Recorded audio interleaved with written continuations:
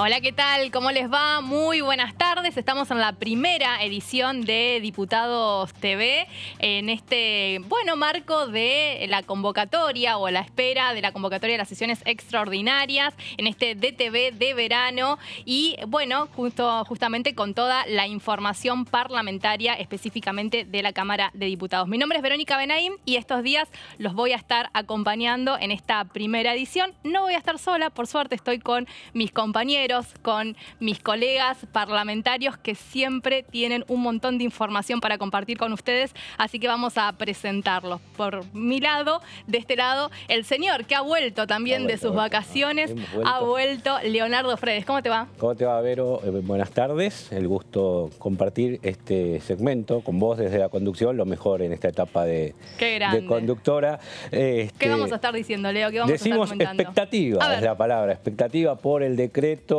del presidente convocando a sesiones extraordinarias para ver cuál es el temario. Se había dicho a modo tentativo el 20 de enero, por dar una fecha redonda, se dio en su momento, sería desde el 24, desde el lunes 24, la convocatoria a extraordinarias, así que se espera que entre hoy y mañana esté el decreto convocando a extraordinarias por parte del presidente para ver cuál es el temario para que el Congreso trabaje en enero y febrero. Bueno, tengo que decirte, Leonardo Fredes, que me han dicho en el sur que vos decís que la conducción de Melina es la mejor, así que necesito que hoy me pongas todo el apoyo, claramente, ¿no? Con las pruebas, porque desde ahora sé cómo es trabajar como conduciendo, voy a poder decir cuál es el análisis, ¿no? Me parece muy bien. Yo estaba en duda si empezaba con un buenas tardes, Congreso, claro. No sé si todavía no estoy encontrándole la vuelta, pero seguramente la voy a encontrar durante estos días. Pero de este otro lado está ella, mi compañera Gabriela Vulcano. ¿Qué tal, Gaby? ¿Cómo estás? ¿Qué tal? ¿Cómo estás, Vero? ¿Cómo estás, Leo? Bueno, vamos a estar acá un día más, por lo menos en lo que a mí respecta, contándoles la información que tenemos aquí en la Cámara de Diputados. Y como decía Leo, estamos a la espera de la convocatoria de sesiones extraordinarias y sobre todo de saber cuál va a ser el temario, más allá de que, tenemos alguna idea respecto a que se van a tratar proyectos económicos y demás. Está todavía la duda del plan plurianual, si bien es difícil que se vaya a enviar finalmente ahora, sobre todo porque todavía no está cerrado el acuerdo entre el Ejecutivo Nacional y el Fondo Monetario Internacional, pero ahí estamos a la espera de qué temas se van a tratar, que me parece que es lo más interesante, ¿no? Me parece fundamental esto porque, decíamos durante toda esta semana, Gabriela Cerruti, la portavoz del Gobierno Nacional, había mencionado que se está pronto a la firma de este decreto y una vez que este decreto sea emitido por el presidente de la Nación, Alberto Fernández, vamos a conocer específicamente cuáles son los proyectos que va a incluir este periodo de sesiones extraordinarias, si es que lo hay, y que, como decías, el tema del plan plurianual es la gran incógnita, pero hay que ver si este último viaje de Santiago Cafiero, el jefe de gabinete a Estados Unidos, puede traer algún tipo de novedad respecto también a este plan que el gobierno de Alberto Fernández prometió. Vamos a empezar ya específicamente con toda la información y en ese marco vamos a repasar testimonios de los legisladores que estuvieron pasando por la pantalla de DTV. En el caso particular de la educación estuvo hablando Finocchiaro, diputado de Juntos por el Cambio, y esto decía.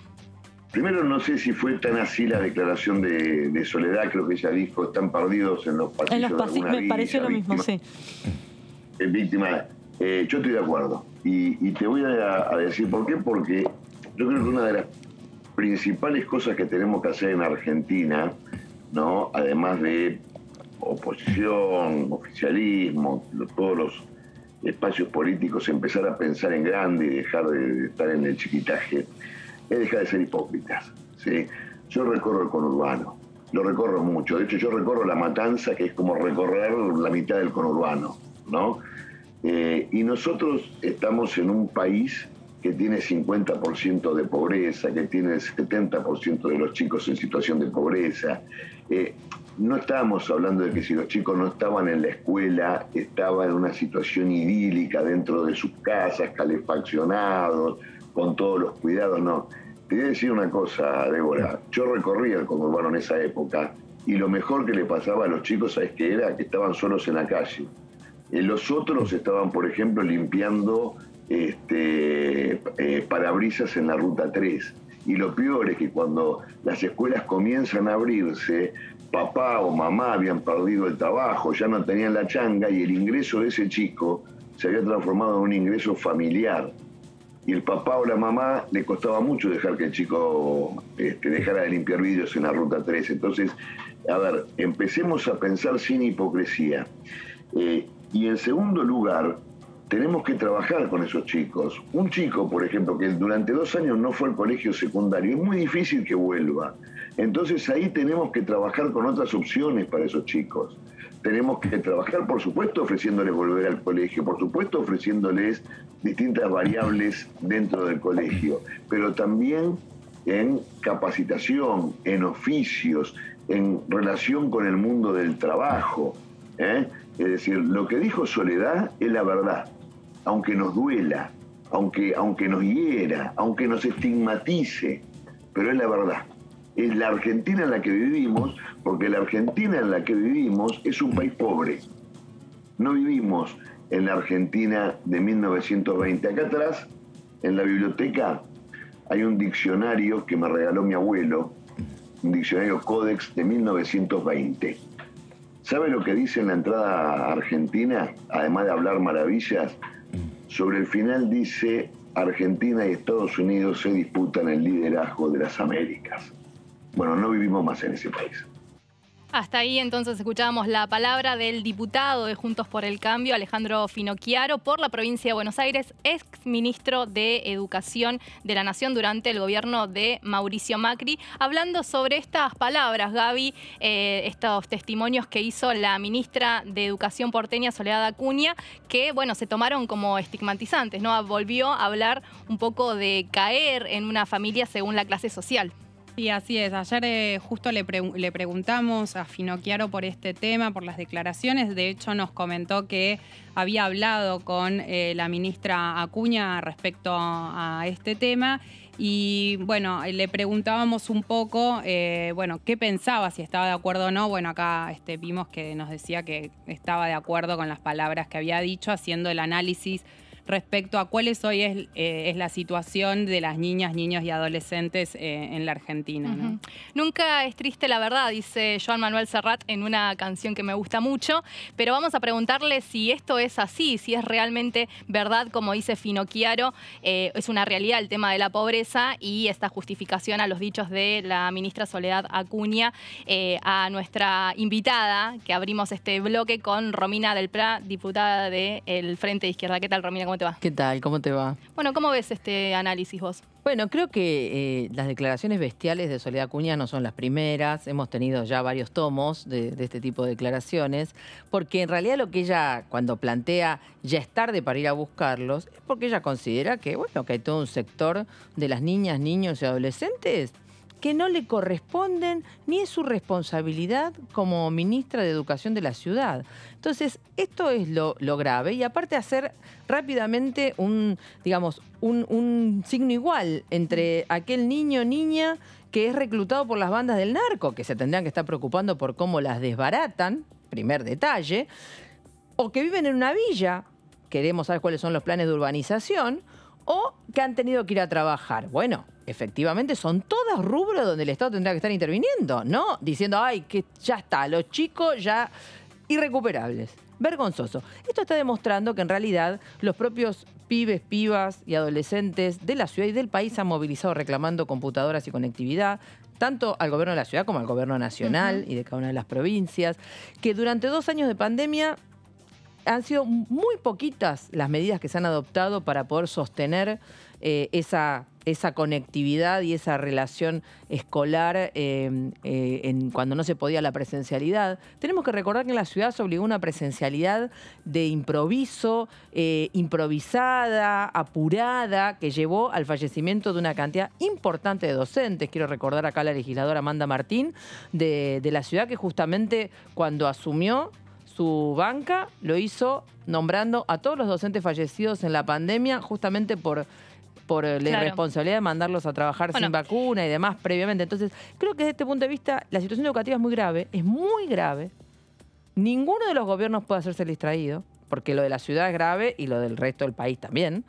Y en este punto lo que hay que volcar son recursos, pero recursos bien volcados, no planes que son parches. Necesitamos nombramiento de más personal en forma permanente en las escuelas, necesitamos reforzar la construcción de nuevas escuelas en los barrios que hoy no hay, porque hay una cantidad de demanda y de vacantes en distintas zonas, por ejemplo, del conurbano.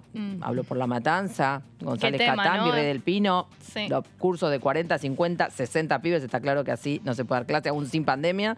Entonces hay que volcar recursos bien volcados, no parches de estos programas a la Bartola, como la ATR o otros programas precarizados, que, bueno, pueden tener algún pequeño resultado, pero no es lo que de fondo estratégicamente necesitamos. Bueno, ¿qué tema el tema de la educación, valga la redundancia? Porque justamente siempre los problemas son los estructurales, ¿no? Esto de lo que vos decís, escuelas que están colapsadas, colmadas. ¿Cuántos chicos o padres les cuesta mucho inscribir a sus hijos cerca de su domicilio y terminan muchas veces optando por colegios que tal vez no estaban pensando para sus hijos? Por otro lado, el tema del presentismo de los docentes, ese es otro gran debate, y las suplencias de las suplencias de las suplencias, que me parece que no se termina de saldar esa situación.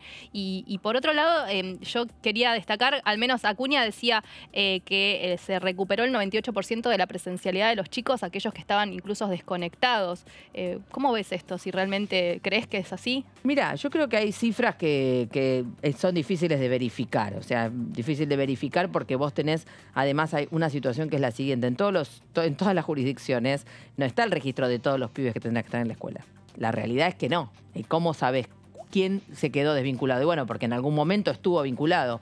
Si no está vinculado, si nunca estuvo vinculado, no lo sabés. Y ahí tenés una franja de pibas y pibes que yo creo que puede ser mucho mayor, en la ciudad y en otros lugares.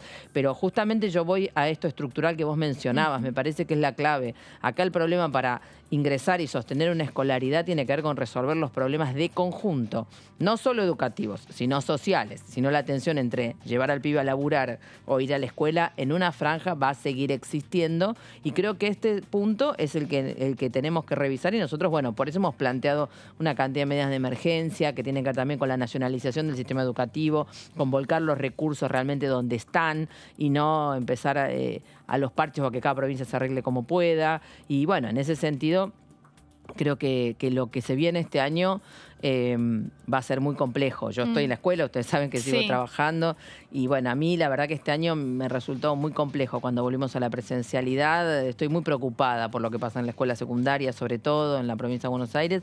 Creo que, bueno, justamente tenemos que volcar muchos recursos y muchas miradas para poder sostener y mantener la educación que necesitamos, ¿no? Diputada, quiero apelar un poco justamente a su experiencia como docente y al mismo tiempo retomar esta frase o esta idea que planteó Acuña, donde si bien se refiere a la falta de vuelta a clases de un sector de los niños, niñas y adolescentes, termina hablando de otras problemáticas cuando habla de las villas, cuando habla del narcotráfico y demás. Y le quería preguntar en qué medida cree que es posible resolver los temas de educación de los que se habló tanto en la pandemia sin abordar otras problemáticas que tienen que ver básicamente con la falta de vivienda, la pobreza en la que están viviendo muchos niños, niñas y adolescentes, la falta de trabajo de los padres de estos niños, niñas y adolescentes. ¿Cómo se puede y hasta qué punto se pueden abordar las problemáticas educativas si no se resuelve esto otro? Bueno, mira, yo creo que es muy difícil.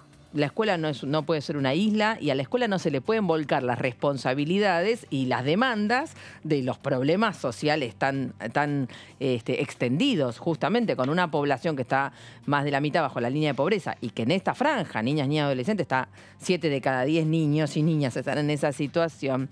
Difícilmente tengan las condiciones ideales para el tránsito sin obstáculos en el sistema educativo. Entonces, efectivamente, hay que desenvolver una batería de medidas fuera y dentro de la escuela. Media fuera porque hay que resolver el tema de la vivienda. Está claro que alguien que vive en un asentamiento, en una recuperación de tierras, desalojado permanentemente, esa familia, sus chicos, no los puede mandar sistemáticamente a la escuela. En general le va a costar encontrar una vacante y le va a costar sostener la escolaridad si tiene que estar todo el tiempo enfrentando el hostigamiento de los desalojos. Tema fundamental. Si no tiene empleo, pasa exactamente lo mismo. Entonces, hay que tomar medidas de emergencia que tienen que ver con abordar el tema habitacional. Para nosotros es posible abordarlo, haciendo un censo de las tierras ociosas en cada distrito, armando un plan de urbanización real que a la vez permita tener trabajo genuino, que sabemos que la construcción es un gran motor. Para eso hay que volcar recursos. ¿De dónde tienen que salir los recursos? Bueno, para nuestro bloque, Frente de Izquierda, mi caso es el Partido Obrero, claramente, de lo que hoy se va en el pago a la deuda externa usuraria y fraudulenta, que aún en el medio de este interregno de debate, si se cierra el acuerdo con el fondo, si no se cierra el acuerdo con el fondo, etcétera, el año pasado, en el medio de este desastre social, se le pagaron más de 6.000 millones entre el fondo, el Club de París y los bonistas privados. Bueno, hay que poner 6 millones de dólares, ¿no? Hay que poner en foco cuáles son las verdaderas prioridades. Esta situación de la población, de la educación o los acreedores. Bueno, de una deuda fraudulenta. Bueno, creemos, en nuestro caso, que es claro a quién no hay que pagarle y hacia dónde hay que volcar los recursos. Romina, hoy uno de los debates también está en la obligatoriedad de la vacuna contra el COVID-19 para también recomenzar marzo y las actividades cotidianas de una manera mucho más preventiva y teniendo en cuenta el aumento de casos debido a la nueva cepa del virus. ¿Vos estás de acuerdo con avanzar en una obligatoriedad de la vacuna? Hay un proyecto de ley que se ha presentado desde el oficialismo en la Cámara de Diputados. Y también hay otro debate vinculado a lo escolar que tiene que ver con que los niños que están en los niveles escolares sí o sí tengan completo el esquema de vacunatorio. ¿Vos coincidís con estas cuestiones? Mira, yo creo que hay dos cuestiones, que hay algunas cosas que todavía me parece que son un poquito apresuradas, en el sentido que hay que ir hacia ahí, pero me parece que hasta que no esté claro que se ha llegado al último nivel de experimentación con las vacunas y estén todas en firme, digamos, no se puede plantear una obligatoriedad en estos términos, porque cualquier padre te va a decir, bueno, yo la verdad que no quiero. O sea, yo llevé a mi hijo a vacunar, ¿se entiende? Pero no todos tienen la misma consideración. Entonces me parece que en la medida en que se complete y que habría que acelerar eso, en el sentido que todas las vacunas, o por lo menos algunas, contra el COVID tengan la solidez de estar en el total de sus pasos de análisis, de comprobaciones y de digamos, de pasos que tienen que seguir científicamente, se podrá incluir en el calendario de vacunación, me parece que es correcto. Después sabemos que el calendario de vacunación tampoco es que el Estado se encarga de verificar si en todos los casos se complementa o no, pero me parece que este es un tema que me parece que está un poquito adelante de lo que hoy está pasando. Yo creo que hoy la preocupación central, ¿dónde la pondría yo? En cómo hacemos que la gente complete el calendario, complete esas dosis de vacunación.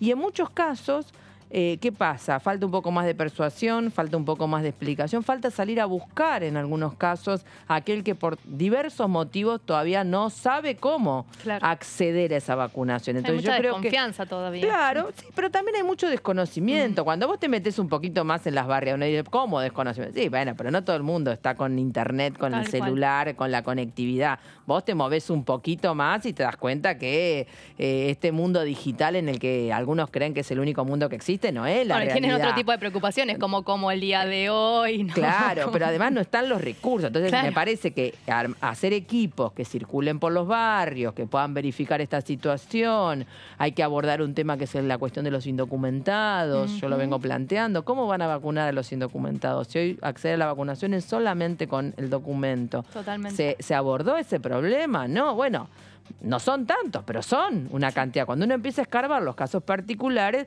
porque uno dice, bueno, ¿dónde está la brecha acá entre el total? ¿Por qué sigue faltando esto? Bueno, sigue faltando porque ahora hay que ir a buscar eso, que es un poco más complejo. Para eso me parece que tendría que haber equipos que circulen por los barrios, en lugar de desmontar centros hay que mantenerlos, hay que armar equipos móviles y hay que, para mí, también seguir con los testeos a full. No se pueden desmantelar los centros de testeo en ninguna jurisdicción. La situación es muy grave. Diputada, aprovecho para preguntarle un tema más respecto al tema de educación. Aquí en la ciudad de Buenos Aires, se anunció estas prácticas profesionales para los jóvenes que terminen el secundario, en el último año del secundario. Se presentó en la Cámara de Diputados un proyecto por parte de la diputada de la Sota, de Córdoba Federal, que va un poco en ese sentido también para que eso se lleve a nivel nacional. con algunas diferencias, pero que va un poco en ese sentido. ¿Qué le parece, qué opina de la iniciativa que se llevó aquí en la ciudad y que se pueda eso replicar a nivel nacional? Bueno, mira, varias cosas. En primer lugar, las prácticas profesionalizantes ya existen. Hay mucha gente que ni sabe qué dice ni la Ley de Educación Nacional, ni toda la legislación en materia de educación técnica. Por ejemplo, en el 7º año de la educación técnica en provincia de Buenos Aires o el 6º año se hacen prácticas profesionalizantes, de hecho son obligatorias para que los chicos accedan a sus títulos. En la ciudad han insistido con esto de la nueva secundaria, la NES, que ha sido tan resistida y que el macrismo intentó aplicarla en todo el país metiendo las pasantías y toda esta idea de las prácticas como una regla. Nosotros lo rechazamos de plano.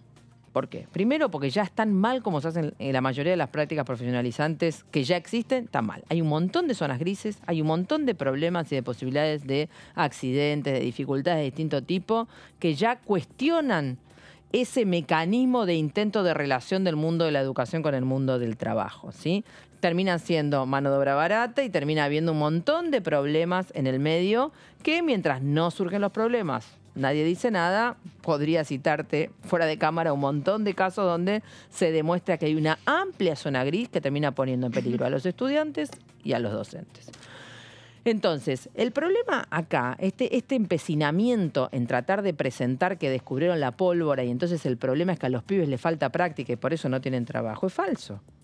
Acá, si vos ves la cantidad de pibes egresados y pibas egresados de las escuelas secundarias, incluso de las universidades que no tienen trabajo, es enorme. No está subcalificada la mano de obra en Argentina, está sobrecalificada. Si no hay empleo, no hay empleos reales. Después alguno dirá, bueno, no tengo quien recoja la cosecha de la naranja porque pagaba $1,50. Bueno, listo, paga un poquito más de $1,50 y después charlamos. Y vas a tener gente que vaya a recolectar la naranja. Ahora, si vos lo que pensás es pagar salario por abajo de la línea de indigencia, bueno, no digas que no tenés trabajadores o trabajadoras. Este es un punto central. Entonces, la insistencia en esta cuestión es el viejo lema de Bullrich, no de Patricia, sino del exministro, claro, que era la idea de que acá hay que preparar a los pibes para los empleos que no han sido generados, que entonces una polifuncionalidad total y cada uno debe generar su empleo. Este es un concepto que va de la mano del reclamo de la reforma laboral. ¿Por qué? Porque es la idea de que cada uno tiene que generarse su propio empleo. Y si no se lo genera, es él el que ha fracasado. Es el que no tiene el suficiente mérito para no haberse generado su propio empleo. Entonces no es culpa de los gobiernos la desocupación y del sistema capitalista que agudiza cada vez más las divergencias y la concentración en pocas manos. No, será un problema de los pibes que no supieron formarse, de los docentes que no hayan sabido darles sus herramientas. Entonces esta idea del emprendedurismo y demás, que por supuesto cada 2.000 emprendedores, a 3 le irá bien y el resto le va absolutamente mal. Es la idea de la reforma laboral que se aplicó en Brasil. ¿Qué cuál es? Bueno, ocultar la relación laboral. Y ya lo estamos viendo acá sin reforma aprobada. El monotributo. Claro, totalmente. ¿Qué es? Bueno, acá no hay 4 millones de monotributistas de emprendedores. Habrá 500.000 y hay 3,5 millones que están en relación de dependencia, pero que le hacen disimular esa relación de dependencia para que nadie se haga cargo. Ha sido un método básicamente que se ha aplicado para justamente empezar a desvincular al trabajador de manera directa con la empresa o el lugar de trabajo. Parece que todos son emprendedores. Exactamente. Y en esta línea es la que va la de la práctica profesionalizante y demás. Por eso nosotros lo rechazamos de plano, porque no atiende ni a la formación real que las y los estudiantes necesitan en la escuela, ni a la situación de la salida laboral, ni a resolver el problema del empleo y demás. Entonces, nosotros entendemos, en mi caso, somos muy estudiosos del tema, desde Tribuna Docente estamos analizando mucho la cuestión. ¿Hace falta una reforma educativa? Sí, por supuesto, hace falta una reforma educativa. La educación está en crisis como resultado de todas las reformas antieducativas que se vienen aplicando en los 90 hasta ahora. Ahora, esa reforma es para seguir vaciando de contenidos, para seguir fraccionando la educación. No, tiene que ser una reforma resultado de un debate amplio entre la docencia, estudiantes, la comunidad y poner nuevamente la educación al servicio de las necesidades formativas, no al servicio de las necesidades empresarias. Y este es el punto por el cual hay que frenar, seguir frenando, detener que sigan desmantelando nuestras escuelas. Diputada, ¿ha habido alguna convocatoria o están hablando con el tema de la integración de las comisiones? No sé si va a pedir la Comisión de Educación, por ejemplo. Sí, por supuesto, nosotros hemos hecho la presentación como corresponde, formal, con todos los compañeros y compañeras de que formamos este bloque del Frente de Izquierda y los Trabajadores Unidad. Hemos pedido, bueno, toda una serie de comisiones, por supuesto, educación, mujer y géneros, ambiente. Hemos pedido ser incluidos en presupuesto y no ha ocurrido. Es un gran pedido. En legislación general y no ha ocurrido. Legislación del trabajo, por supuesto. Educación, por supuesto, es una de las comisiones que nos interesa. Hasta ahora está todo medio congelado, ¿no? Creo que hay un parate bastante importante en este Congreso Nacional. No sé si se logrará destrabar. Si alguien me pregunta si va a haber sesiones extraordinarias la semana que viene, yo apuesto a que no. Mira, porque justo era la próxima pregunta. ¿Cómo veías la posible convocatoria? Está raro, ¿no? Como que sí va a haber, no va a haber. Se van barajando fechas que no... Lo veo complicado por algo que yo ya comenté acá, con nuestro balance en relación al fracaso de que se apruebe el presupuesto.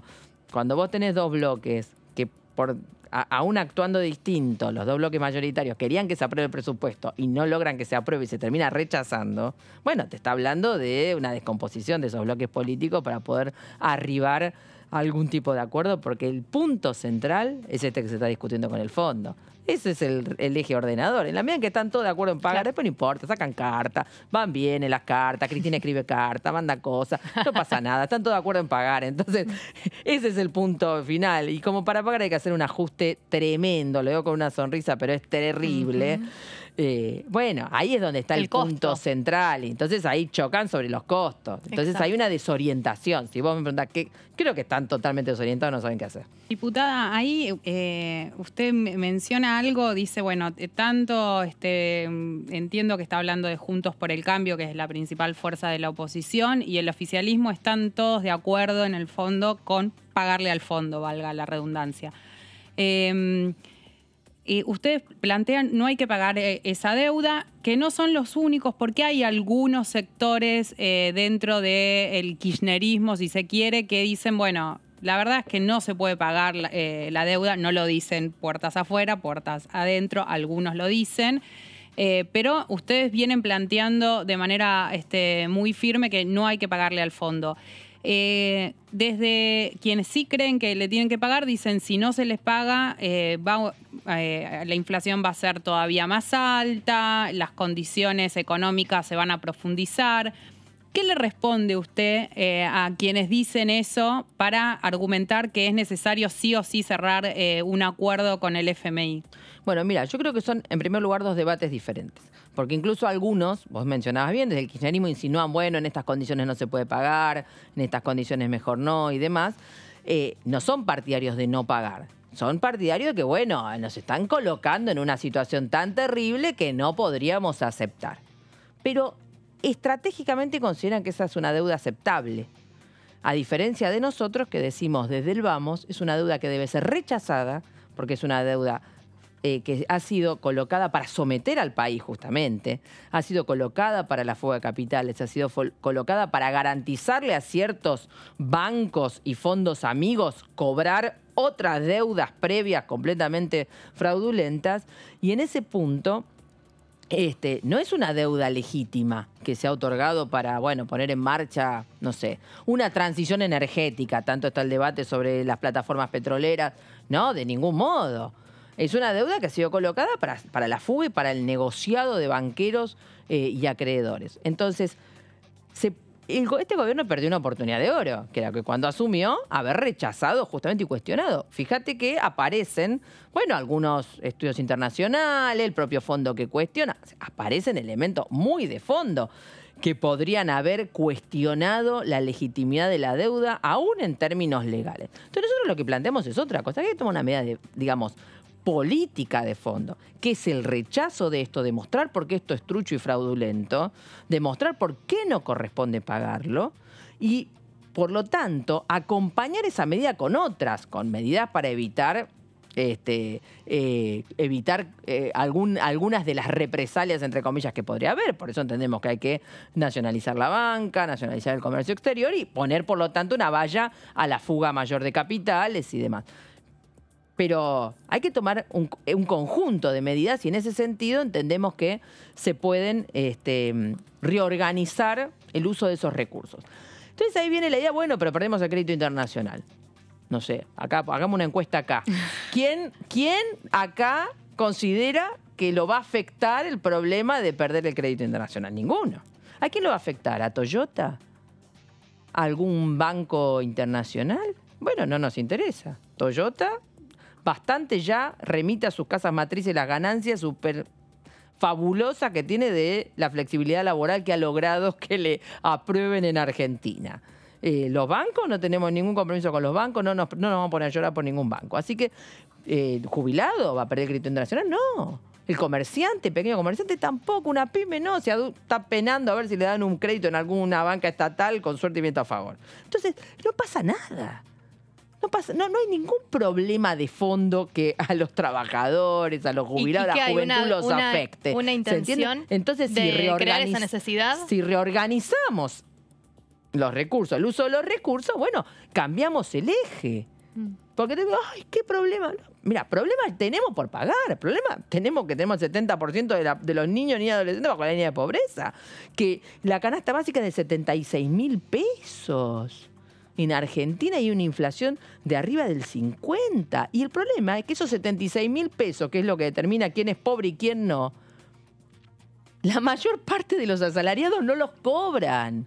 Y los jubilados cobran una tercera parte. ¿Alguien quiere otra consecuencia más penosa que esta? Bueno, entonces el problema es qué interés se defiende cada uno. Entonces, al reconocer esa deuda, al reconocer ese pago, bueno, están atrapados en esta y de vuelta. Nosotros no somos partidarios de, bueno, como nos aprietan, no vamos a pagar porque nos aprietan. No.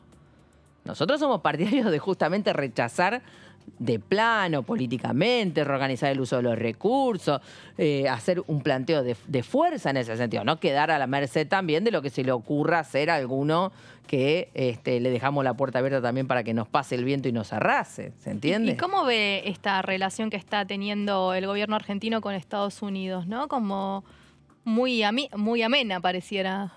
Sí, pareciera amena, pero no pasa nada. O sea, tampoco todo indica que no les tiran ni un hueso, va bien, todo muy amable, pero no, digamos, la respuesta fue más o menos, bueno, andá y arreglate. Andá y cumplí con lo que te piden. Trae la lista de materiales, claro. No parece que vaya, digamos, que haya, digamos, acciones muy claras diferentes a lo que le están reclamando. Ahora, lo que es probable es que se vaya a algún tipo de acuerdo light, o sea, ¿qué pasa? Una suerte de acuerdo transitorio, claro, en este punto que permita sortear los próximos vencimientos y, bueno, seguir discutiendo y ver hacia dónde llegan. Pero yo creo que el gobierno tampoco va a hacer ninguna prueba de fuerza en ese punto. Creo que va a terminar capitulando, más o menos, claro, en los términos generales. Por eso digo, creo que el cuadro que se viene es muy complejo, creo que tenemos un año muy complejo porque el ajuste sobre alguien va a ir y es sobre la mayoría de los trabajadores y los jubilados y yo creo que el horno no está para bollos. Entonces, este es el cuadro. Qué difícil que todos los años sean tan complejos. No paramos de complejidades en este país. Gaby, ¿tenés alguna otra pregunta? Sí, le quería consultar respecto a lo que fue la última sesión donde ustedes acompañaron al oficialismo en la votación de lo que tenía que ver con bienes personales, con reformar lo que era bienes personales. Y teniendo en cuenta ese antecedente, si cree que hay algunos temas en los que pueden llegar a confluir con, le digo el oficialismo, puede ser con otros sectores también de la Cámara de Diputados, pero bueno, pensaba en algunas temáticas, bueno, ahí se me viene a la cabeza lo que fue en su momento el aporte solidario, en algo que tenga que ver con temas que impliquen redistribución de la riqueza o ayuden o vayan en ese sentido o mínimamente puedan contribuir a que quienes más ganan en la Argentina sean quienes más pagan tal vez en impuestos, que es algo en lo que desde Juntos por el Cambio dijeron siempre nosotros no vamos a acompañar porque estamos en contra de que eso pase. Básicamente, ¿qué proyectos, qué temas creen los que pueden llegar a confluir con otros sectores de la Cámara de Diputados? Mira, para nosotros siempre el tema es concreto, nunca teórico, es concreto. Cuando fue el tema de bienes personales, que en la sesión de presupuestos se abrió el camino, digamos, para el debate de bienes personales, nosotros analizamos el tema y fuimos claros. En la medida en que se estaba convirtiendo ese mínimo no imponible tan bajo en un elemento totalmente confiscatorio sobre los sectores de trabajadores y medios que pueden tener alguna vivienda, algún auto, alguna pequeña posesión que no tendría que entrar en un impuesto de estas características, por supuesto nos parecía importante aumentarlo. Si el oficialismo no se hubiera sentado, nosotros hubiéramos dado quórum y hubiéramos votado el único proyecto que había, con la oposición en ese caso. Cuando el oficialismo finalmente dice nosotros vamos y además de esto metemos esto y esto, bueno, era mejor todavía. O sea, nosotros íbamos a votar el aumento del mínimo no imponible, sea en una variante o sea en la otra. Incluso si fracasaba el proyecto del oficialismo, porque saben que se aprobó por un voto, podría haber perdido, hubiéramos votado el otro. ¿Por qué? Porque había que elevar sí o sí el mínimo no imponible. En la medida en que sea alguna medida que signifique un avance concreto o una protección concreta de un sector que, en este caso, injustamente estaba siendo colocado en el pago de un impuesto que no corresponde, nosotros vamos a acompañar. Cuando se trate de un agravio, no. Aún de un agravio en forma indirecta. Y vuelvo al tema de el impuesto a las grandes fortunas. Nosotros hemos presentado nuestro propio proyecto con un destino muy concreto. Nosotros incluía finalmente bancos, ¿no? Incluía Era más amplio. no solo las fortunas personales, sino las ganancias empresarias, bancarias, de la especulación financiera, de las grandes tenencias de tierra, de inmuebles, etcétera. Entonces, un impuesto de fondo que hubiera permitido recaudar muchísimo más que lo que recaudó el que finalmente se aprobó, y un destino muy concreto. Y entonces, ¿dónde está el hecho por el cual nosotros no pudimos votar a favor del proyecto oficial? En el destino. Una parte del destino de esa recaudación terminó yendo al fracking, terminó yendo justamente a esto que ahora se está viendo con las plataformas petroleras. Nosotros no nos van a ver distraídos diciendo que aprobamos algo que tiene un efecto tan dañoso detrás. Entonces, esto sí, y sigo llamando la atención sobre aquellos que nos cuestionan. Ojo, el tema de las petroleras en el mar y frente a las costas del Mar del Plata es un tema muy grave, hay que frenarlo, y un gran tema de este Congreso de este año va a ser si finalmente la ley de humedales, si finalmente la suspensión de los desmontes, si este tipo de leyes y de medidas para frenar la depredación ambiental de esta voracidad capitalista que se está llevando todo puesto, van a ver la luz en el Congreso o no. En la calle ya están. Es el chubutazo, fue el mendozazo, es el atlanticazo. Nosotros lo expresamos con el proyecto de ley que hemos presentado para justamente anular los decretos que permiten la exploración petrolera en el mar argentino. Bueno, ahora vamos a ver qué van a hacer los demás. Yo creo que van a terminar todos sometidos a las petroleras, enfrentándose a la movilización popular. Bien, sí. Bueno, en ese caso hay un proyecto de ley de hidrocarburos que el gobierno quiere poner sobre el tapete y está bastante complicada la situación, ¿no? Está estacionado en el Senado de la Nación. ¿Cómo vio la iniciativa? Bueno, creo que justamente ahí hay un montón de problemas, porque todos tienen que ver con lo mismo. Vos fíjate que seguimos con medidas de fomento de la exploración de hidrocarburos, cuando tendríamos que estar discutiendo qué medidas adoptamos de transición energética. Bueno, el gobierno dice que es una especie de transición, ¿no? Porque son 10 años que le da de gracia a las inversiones. Pero es un chiste, porque es dale y dale y dale. Es como, pero aparte vos fijate de nuevo, este tema de la exploración offshore se hace sobre la base incluso de un subsidio enorme. Alguien dice, bueno, pero hacen falta los dólares, ustedes no entienden, atrasan. No, nosotros no atrasamos porque los que atrasan son los que siguen con los combustibles fósiles. Segundo, los dólares es el 6%. Porque si ya las regalías son ridículas del 12% por petróleo y gas, esto está subsidiado, entonces es del 6, ¿de qué dólares nos hablan? Encima, todo se hace sobre la base de las declaraciones de las propias empresas, dicen, yo saqué tantos metros cúbicos de petróleo, y sacaron, por supuesto, 100 veces más. Nadie abre esos libros tampoco. Esos libros no se abren nunca, imagínate. Entonces es absurdo, así no vamos a resolver los problemas.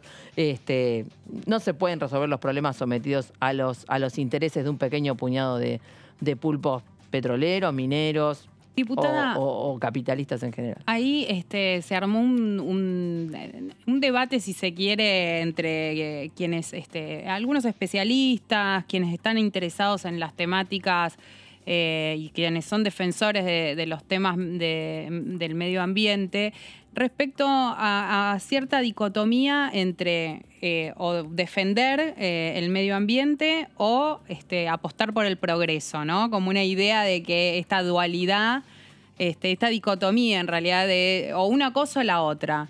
¿Se pueden las dos juntas?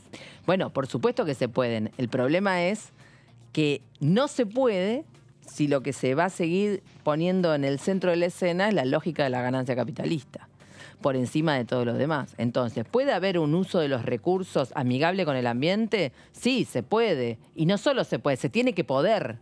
Porque como no hay planeta B, y para que la humanidad pueda seguir funcionando, necesitamos utilizar una cantidad de recursos, hay que poder usarlos de una manera que sea la menos dañosa con el ambiente y que la ecuación, digamos, beneficio social y costo sea la más favorable posible. Ahora, cuando nos dicen ustedes no quieren el progreso, porque yo no quiero una plataforma petrolera a 1.700 metros de profundidad, no. Dicen, pero vos no te enteraste que acá en Argentina hay plataformas petroleras. Sí, las que están en el Estrecho de Magallanes, que aparte las he visto físicamente porque he estado, son de menos de 100 metros de profundidad. No es lo mismo el uso de la tecnología y todos los problemas que se derivan de una extracción de una plataforma a 100 metros de profundidad que una a 1.700 como mínimo, y la exploración es entre 1.700 y 3.500 metros de profundidad. Entonces, las variables que entran en juego son enormes, por algo le llaman energías extremas. Entonces, no es que estamos en contra del progreso. Yo estoy a favor del progreso. Quiero que progresemos socialmente, no dejando un pasivo ambiental del cual después nadie se hace cargo. Y si no, que le vayan a preguntar a los brasileños, porque dicen en Brasil está todo bien. Mentira, en Brasil hay derrame todo el tiempo. Bueno, hubo uno hace poco en Perú. Sí. Pero ¿no? por supuesto. Tremendo el daño que Tremendo. tuvo. Bueno, diputada, la tenemos que despedir. Ha sido un placer que nos haya acompañado. Me gustó esta entrevista entre chicas. Pero quería consultarle, hablábamos del petróleo y de la energía. ¿Cómo está viendo la audiencia pública por las tarifas? Bueno, es un problema porque la audiencia pública, por supuesto, como ya lo han hecho otras, va a revelar los problemas alrededor de esta diferencia entre lo que se cobra de la tarifa, el subsidio, pero lo que nunca se pone en el centro de escena es cuánto es el verdadero costo. Porque una cosa es el precio que se pretende imponer y otra cosa es cuál es el verdadero costo de producción. Y ahí es donde nosotros vamos al núcleo. En primer lugar, de los 90 acá, nadie ha revisado, ningún gobierno ha querido revisar la situación de la privatización de las empresas de energía. Nosotros consideramos que ya esto es terminal. Hay que nacionalizar bajo control de los trabajadores. No se puede seguir con este esquema. Pero además hay que abrir esos libros, porque han recibido, no es verdad este discurso de que, bueno, si no pagas la tarifa que corresponde, no puedes pretender tener un buen servicio. Porque la tarifa se paga igual. Una cosa es que la pague el consumidor o la pague el Estado mediante los subsidios, pero la tarifa se paga. No es que las empresas no cobran. Las empresas cobran un fangote. Y cada vez más. Entonces, el problema es que hay que abrir esos libros para ver a dónde han ido a parar los miles de millones de subsidios que han recibido, se han hecho las inversiones que se comprometieron y por lo tanto cuando se termine de derivar eso vamos a llegar a la conclusión de que hay que quedarse con las empresas sin poner un peso y absolutamente justificado.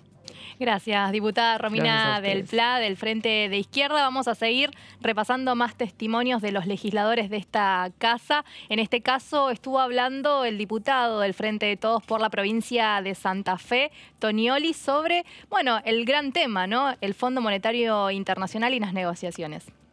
Si el gobierno no ha firmado aún, es porque evidentemente lo que el FMI quiere es condicionarnos. Digo, estas deudas históricamente han sido similares, ¿no es cierto? Y la actuación de estos organismos internacionales. Lo que les interesa mucho más que le paguemos es que poder condicionar nuestra política económica. Ahora, la pregunta creo que debería ser la siguiente: ¿soporta el pueblo argentino en las condiciones en las que estamos después de salir? No salimos todavía de la pandemia, pero digo, después de las consecuencias que ha tenido la pandemia y la política económica del macrismo sobre nuestro tejido social, sobre nuestra industria, sobre el trabajo, sobre la producción argentina.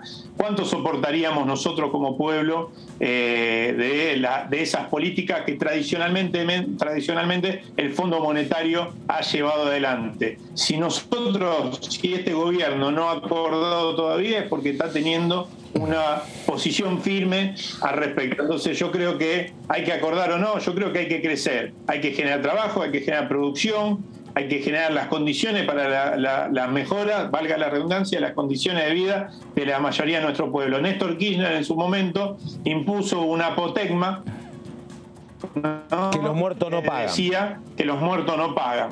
Nosotros seguimos sosteniendo, los muertos no pagan. Los muertos no pagan. Entonces, la firmeza que ha tenido el gobierno hasta el momento tiene que ver fundamentalmente con esta idea y con la enseñanza que nos ha dejado el proceso anterior de desendeudamiento que encabezó en su momento Néstor Kirchner, ¿no? Entonces, en ese marco nosotros creemos que hay que seguir con este rumbo de firmeza. Después pasará lo que tenga que pasar, pero la apuesta ha sido clara y se han puesto sobre la mesa dos miradas muy contrapuestas. Lamentablemente tengo que decir, y se ha hecho explícito a la hora de discutir el presupuesto en algunos discursos, que una parte importante de la oposición está mucho más cerca de los requerimientos del fondo de lo que plantea el gobierno nacional, ¿no es cierto? Y creo que eso es lo que de alguna manera hay que desanudar. ¿Toda la oposición piensa lo mismo? Bueno, veremos cuando se discuta en el Congreso de la Nación si esto efectivamente es así, si es más importante cumplir con estas políticas fiscalistas que en general promueve el fondo o la necesidad de crecer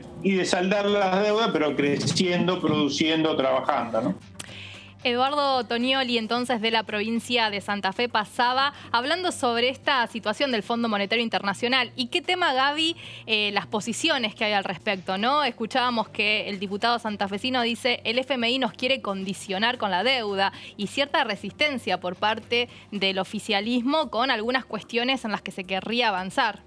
Sí, así es. Dentro de Juntos por el Cambio preguntan, bueno, ¿no tienen una postura unificada o sí tienen una postura unificada en el oficialismo respecto a el acuerdo con el FMI? Desde el oficialismo dicen, nosotros tenemos una postura en la que acordamos, más allá de algunas diferencias en temas muy puntuales, pero sí tenemos si se quiere, la postura unificada en cuanto a lo que tiene que ver con que no queremos un acuerdo que conlleve un ajuste para el pueblo argentino y devuelven la pelota y dicen Juntos por el Cambio, ¿qué quieren hacer? ¿Están dispuestos a que nosotros firmemos un acuerdo como lo estamos planteando, o ustedes querrían que se firme un acuerdo a cualquier costo, incluyendo un ajuste? Me parece que ahí hay una discusión que tiene que ver un poco con lo que sucedió con el gobierno de Cambiemos, que fue quien en su momento decidió contraer esta deuda que hoy está negociando de 44.000 millones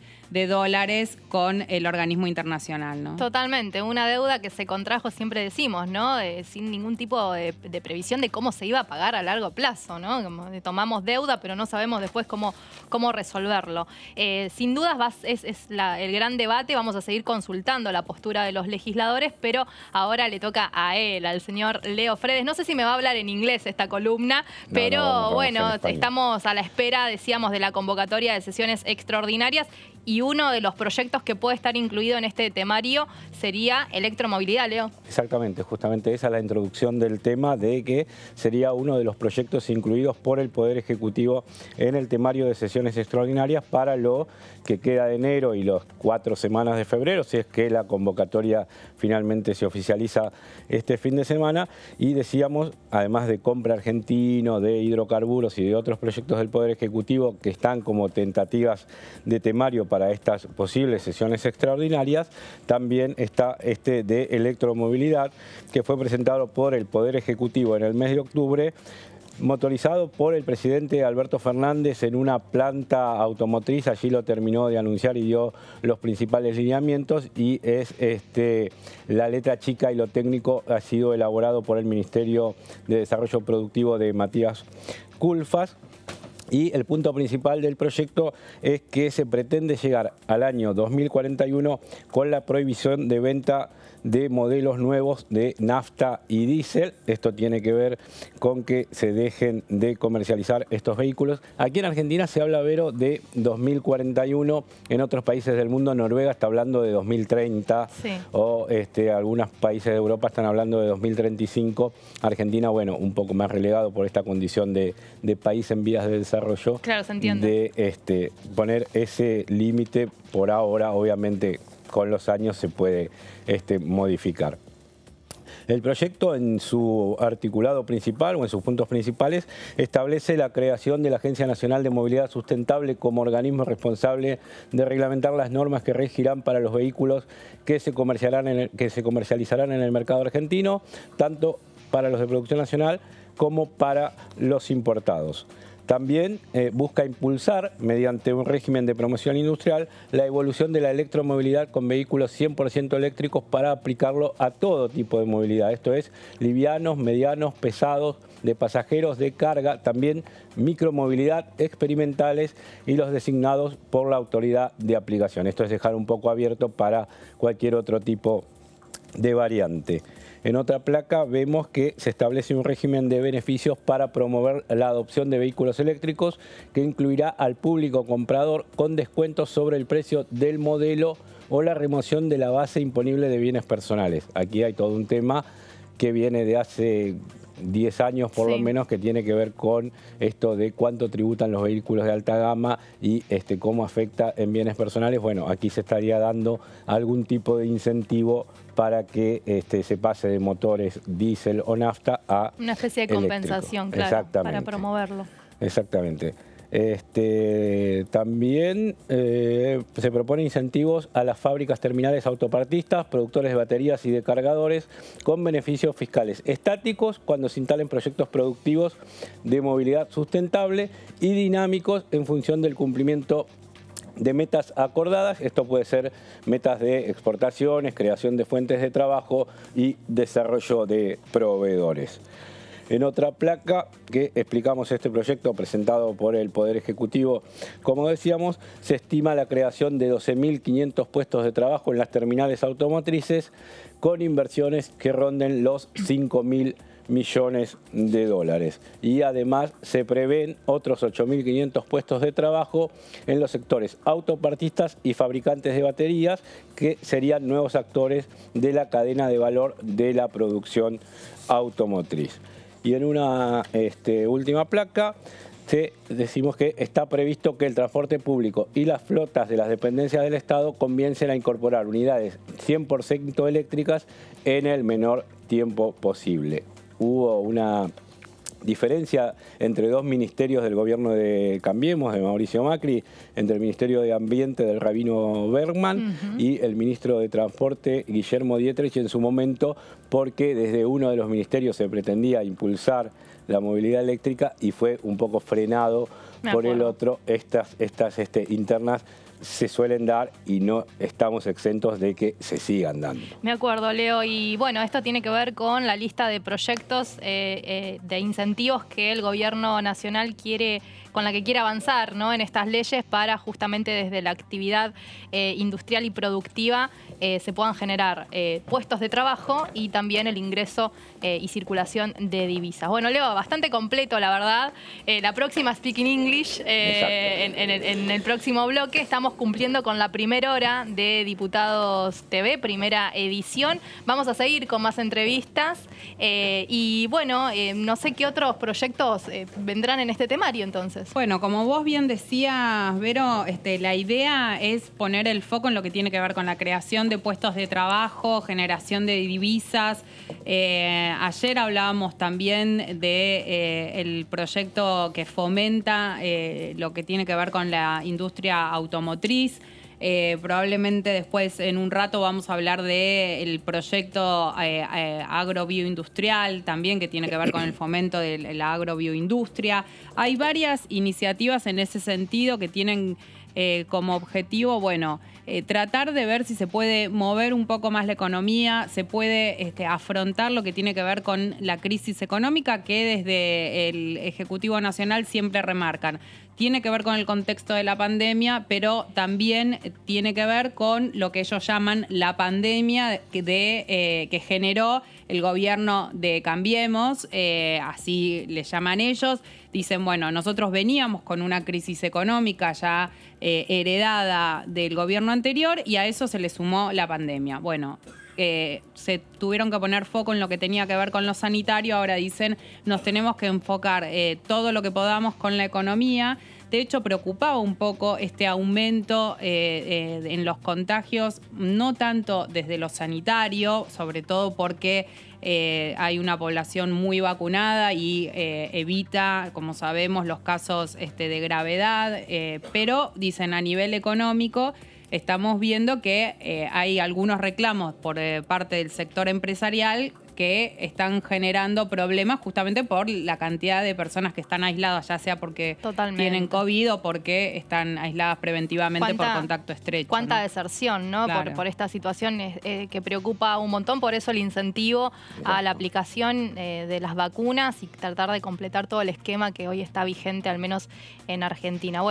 Sí, reconversión y reconstrucción es un poco la idea de estos, de los objetivos de estos proyectos de cara a los 2 años que tiene Alberto Fernández todavía en el gobierno nacional. En breve, nada más después de la tanda, nosotros vamos a ir a cargar un poco de pilas, a tomar agua, café, y va a llegar, que ya está acá en realidad en el estudio, la diputada del Frente de Todos, Verónica Caliba, que es autora de uno de los proyectos que ha tenido mucha repercusión en estos días y habla justamente de crear una ley o aprobar una ley que, establezca el esquema de vacunación contra el COVID-19 de manera obligatoria. Vamos a estar hablando de eso y mucho más. Y ahora nos vamos a la tanda y después seguimos.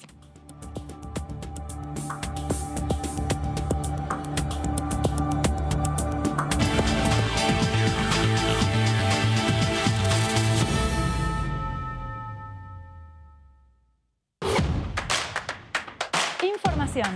Análisis. Diálogo. Consenso. Innovación. Economía.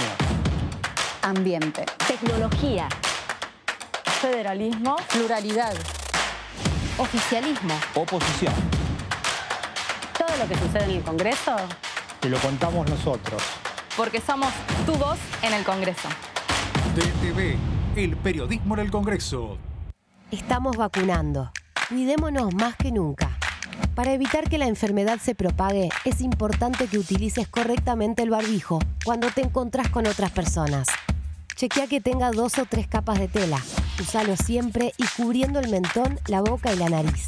Recordá que los barbijos con válvulas y las máscaras no impiden la transmisión de COVID-19. Sigamos practicando la cuidadanía. Ministerio de Salud. Argentina Presidencia.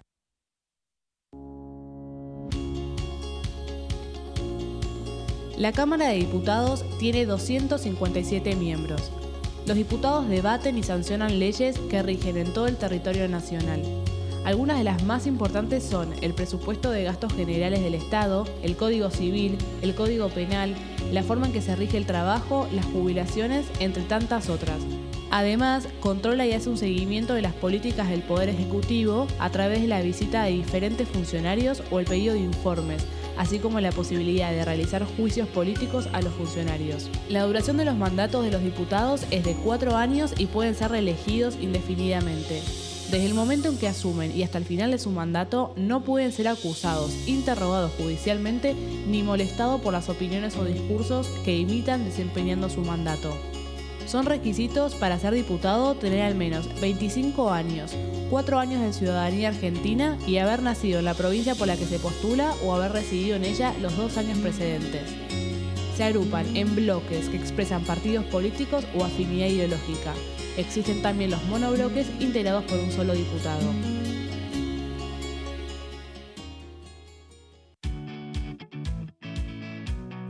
Cuando vuelvas de hacer las compras, recordá siempre higienizarte y limpiar todos los objetos que tuvieron contacto con el exterior. Y si compraste frutas y verduras, seguí estos pasos. Para desinfectarlas, sumergilas en una mezcla de 1 litro de agua, más 1,5 mililitros o media cucharada de lavandina. Ten en cuenta que debe ser lavandina de uso doméstico, con una concentración de 55 gramos por litro. Déjalas ahí 20 minutos y volvé a enjuagarlas con agua limpia antes de guardarlas. Cuando vayas a cocinar, recordá lavarte las manos antes de empezar y hacerlo con utensilios y sobre superficies limpias. Seguí cuidándote. Argentina Unida. Argentina Presidencia.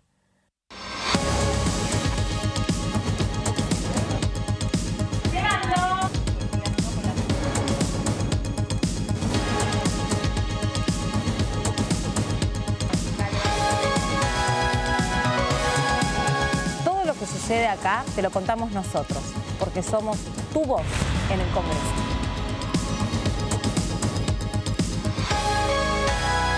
DTV, el periodismo del Congreso. Con el Plan Básico Universal, siendo beneficiario o beneficiaria, podés acceder a planes económicos y accesibles de telefonía fija, telefonía móvil, televisión por cable e internet en todo el país. Solo tenés que llamar a tu empresa proveedora de servicios. Exigilo, es tu derecho. Más conectados, más cerca. Conoce más en argentina.gov.ar/Plan Básico Universal.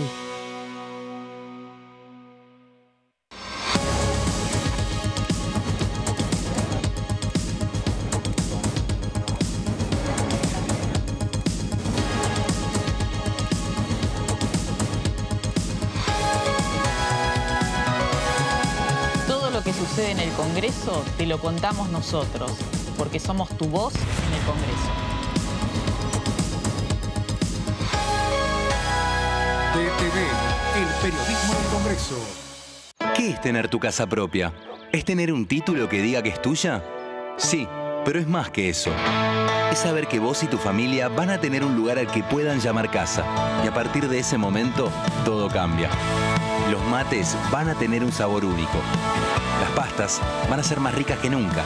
Y las noches en familia, más divertidas. Por eso lanzamos Casa Propia, un plan nacional de vivienda para que cada argentino y argentina pueda tener su casa. Conoce más en argentina.gov.ar/Casa Propia. Casa Propia es construir futuro. Reconstrucción Argentina. Ministerio de Desarrollo Territorial y Hábitat. Argentina Presidencia.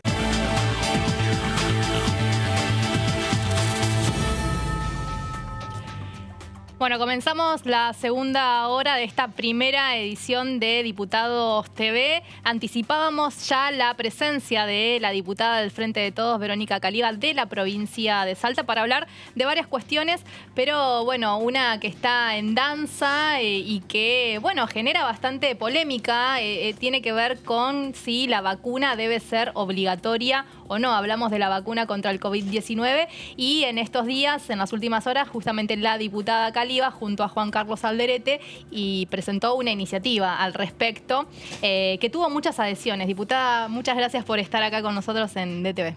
No, gracias a ustedes siempre. Buenas tardes. Bueno, ¿cómo surge esta iniciativa que habla un poco de que en Argentina todos los mayores de 18 años tengan aplicado, cumplan con el esquema de vacunación de manera obligatoria y gratuita? ¿Sí? Así es. Bueno, es una iniciativa tal cual de mi compañero Juan Carlos Alderete. Yo soy coautora de la iniciativa y tiene también la adhesión del diputado Dijá, como de la diputada Landricini, Leonardo Grosso, nuestros compañeros de los diputados que venimos de organizaciones sociales, y sigue sumando adhesiones y tiene, como muy bien dijiste, el beneplácito de la coordinación de un foro de los decanos de las facultades de ciencias médicas del país, el decano de la Facultad de Ciencias Exactas de la Universidad Nacional de La Plata. Hay un formulario de Google que está circulando con más de 1.200 firmas de científicos, personal de la salud, trabajadores profesionales que ven con agrado esto y que además ellos lo vienen planteando inclusive por resolución de distintas facultades y distintos organismos de investigación de la necesidad de la obligatoriedad de la vacuna. Desde el año pasado. Desde septiembre. Sí, septiembre del año pasado. Por lo tanto, han visto con muy buen agrado nuestra iniciativa y nos lo hicieron llegar, nos lo hicieron saber y nos llegaron las resoluciones, una cantidad de documentación y de evidencia científica que simplemente viene a reafirmar lo que ya sabemos, que a mayor población vacunada, menor es la tasa de mortalidad. Y por eso esta iniciativa que lo que propone puntualmente es que se incorpore la vacuna contra el COVID-19 a nuestro calendario nacional de vacunación y que los mayores de 18 años tengan garantizada en el porvenir la vacunación con ese carácter que le da el calendario nacional de gratuita y obligatoria, y en las infancias y adolescencias de 3 a 17 años también, ¿no? Sobre todo en especial, y hace foco en quien tienen comorbilidades o enfermedades de alto riesgo certificadas por la autoridad médica. En un contexto donde se está debatiendo la intención de que todos los chicos que están dentro de los niveles educativos, desde los más chicos hasta los adolescentes que terminan la secundaria, estén, digamos, de manera no obligatoria, pero que estén la mayoría vacunados contra el COVID-19 para poder comenzar este ciclo lectivo de este año. Así es, y el proyecto para nada tiene un objetivo o un espíritu punitivista, de sanción, de multar, como si es el caso de otros países que establecen multas dinerarias, como Austria, que plantea entre 600 y 3.000 euros, o que perdes tu empleo si no vas vacunado, claro, no llevas tu pase sanitario, tu carnet de vacunas. O sea, para nada, acá simplemente lo que nosotros buscamos es que se transforme en un derecho ya incorporado a este calendario que contempla a todas las enfermedades que se pueden controlar con la prevención vacunatoria, ¿sí? Que son prevenibles a través de la vacunación. Y buscamos fortalecer el trabajo inmenso que viene haciendo nuestro gobierno, fundamentalmente primero el ministro de Salud de la Nación, Ginés González García, y ahora la ministra Carla Bisotti, en 2 etapas distintas, un trabajo inmenso de lucha contra la pandemia, y del pueblo argentino que viene bancando, y el personal estratégico o esencial, médicos, docentes de seguridad, ustedes, los periodistas, nosotros, los legisladores y todos quienes somos personal estratégico y esencial, que estamos y trabajamos todos los días, ¿no? Y la necesidad de tener nuestros esquemas de vacunación completos y para el trabajador y trabajadora que sepa que va a ser gratuita la vacuna siempre, que va a quedar incorporada y que es un derecho más. No busca otra cosa el proyecto que eso. Ahora, diputada, esta mañana la portavoz del gobierno, Gabriela Cerruti, dijo que el tema de la obligatoriedad no estaba en la agenda del gobierno. ¿Cómo toman eso? Sí, eso es cierto. No está en la agenda del Ejecutivo, pero sí está en nuestra agenda, en la agenda parlamentaria, con el derecho que tenemos asignados y que es nuestra responsabilidad como legisladores, aportar iniciativas desde cada una de nuestras provincias con la representación que nos dan nuestros pueblos, ¿no? Entonces, sí lo proponemos para el debate parlamentario, como cualquier otra iniciativa que tenemos total legitimidad para hacerlo, y viene a poner en valor y a sumar el esfuerzo desde el Ejecutivo que se está haciendo y el esfuerzo que hacen las y los trabajadores y la tranquilidad que tenemos que tener a la hora de tener un derecho más garantizado por el calendario de vacunas, así como es obligatorio ir a la escuela, es un derecho, entonces también las vacunas son un derecho, o sea, por eso no viene a generar conflictos ni queremos debates estériles, ¿no? En torno a quienes dicen no, me quieren obligar a vacunar. Para nada, no va en ese sentido, no hay nada en el articulado que establezca una penalidad o una multa, simplemente queda en la responsabilidad y en la voluntad de cada uno y de cada una, así como mandamos los chicos a la escuela, los llevamos a vacunar o nos llevaban nuestras mamás, ¿no? Claro. Y que los trabajadores sepamos que tenemos la vacuna garantizada. Un debate para dar, ojalá que nos lo tomen y que podamos ser parte de la discusión en las comisiones y en el recinto con esta iniciativa, como con tantas otras que con total derecho y amor hemos presentado para que lleguen y sean ley. Sí, incluso... Pero usted dice, perdón, sí, Vero, porque sí, hay una obligatoriedad, pero como que no es obligatoria. Es que nadie te persigue si no te pones la vacuna. Es obligatoria, claro.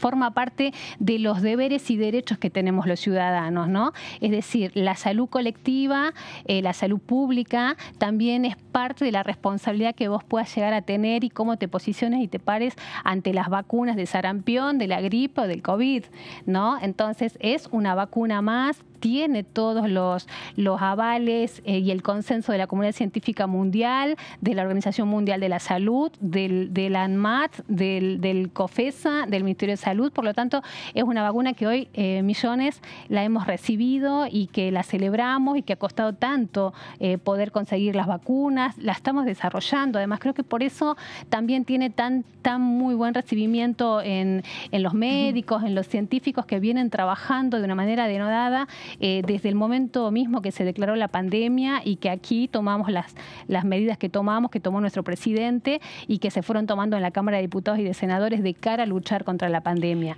Es una necesidad. A mayor población vacunada, menor tasa de mortalidad, y eso es lo único que estamos buscando. Y ahora, ¿cómo cree que pueden tomar esta iniciativa aquellas personas que están en contra de la vacuna contra el COVID, o que no creen, o que hay una desconfianza?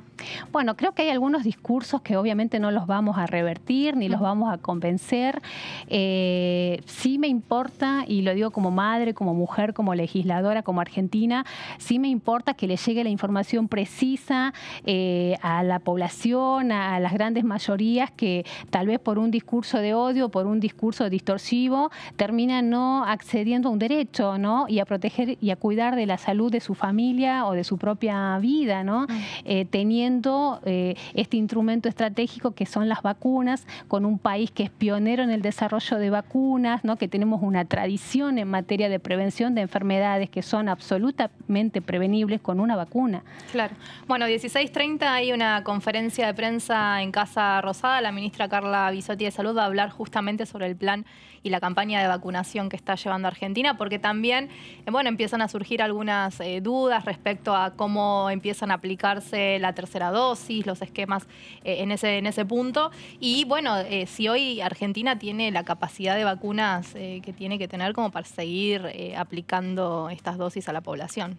Sí, Argentina ha desplegado todos sus esfuerzos y tenemos todo el territorio nacional dotado de vacunas. En Salta está, digamos... sí, por ejemplo, pero fíjate que en Salta, en mi provincia, es muy baja, no está en esa media alta que hay, por ejemplo, aquí en el centro del país. Y también por eso es importante que esté en el calendario nacional de vacunas, porque es muy distinto que si está contemplado y pasan a hacer campañas de vacunación, como es contra el sarampión, por ejemplo, y el COVID es mucho más contagioso que el sarampión, pero vos sabés que vas a buscar a tu población objetivo, tenés otras herramientas y otras estrategias positivas para poder llegar y vacunar. El centro de salud se va al barrio, las agentes sanitarias caminan las calles y visitan las casas y vacunan. Es distinto, y hay lugares que hay personas que están impedidas de movilidad por distintos motivos y no pueden ir a vacunarse. ¿Cómo les llega la vacuna a la casa? O sea, y esto no es utópico, porque lo podemos hacer. Todos los políticos, cuando queremos, salimos a caminar y a tocar puerta cuando pedimos el voto y vamos casa por casa y nos preocupamos, ¿no es cierto? Bueno, ¿cómo no llegar con las herramientas estas que son fundamentales para el cuidado de la salud y de la vida? Sí, diputada, en los últimos 2 años, digamos, costó mucho avanzar con legislación que tiene que ver con justicia, con economía, y se avanzó bastante en temas de género. La agenda de género se movió bastante en el Parlamento en los últimos 2 años y aún quedan algunas cuestiones irresueltas y se siguen dando casos en las provincias, fundamentalmente más alejadas de aquí del país central. ¿Cómo está la situación en Salta? Y ha habido un caso de femicidio en los últimos días que ha conmovido un poco a la población.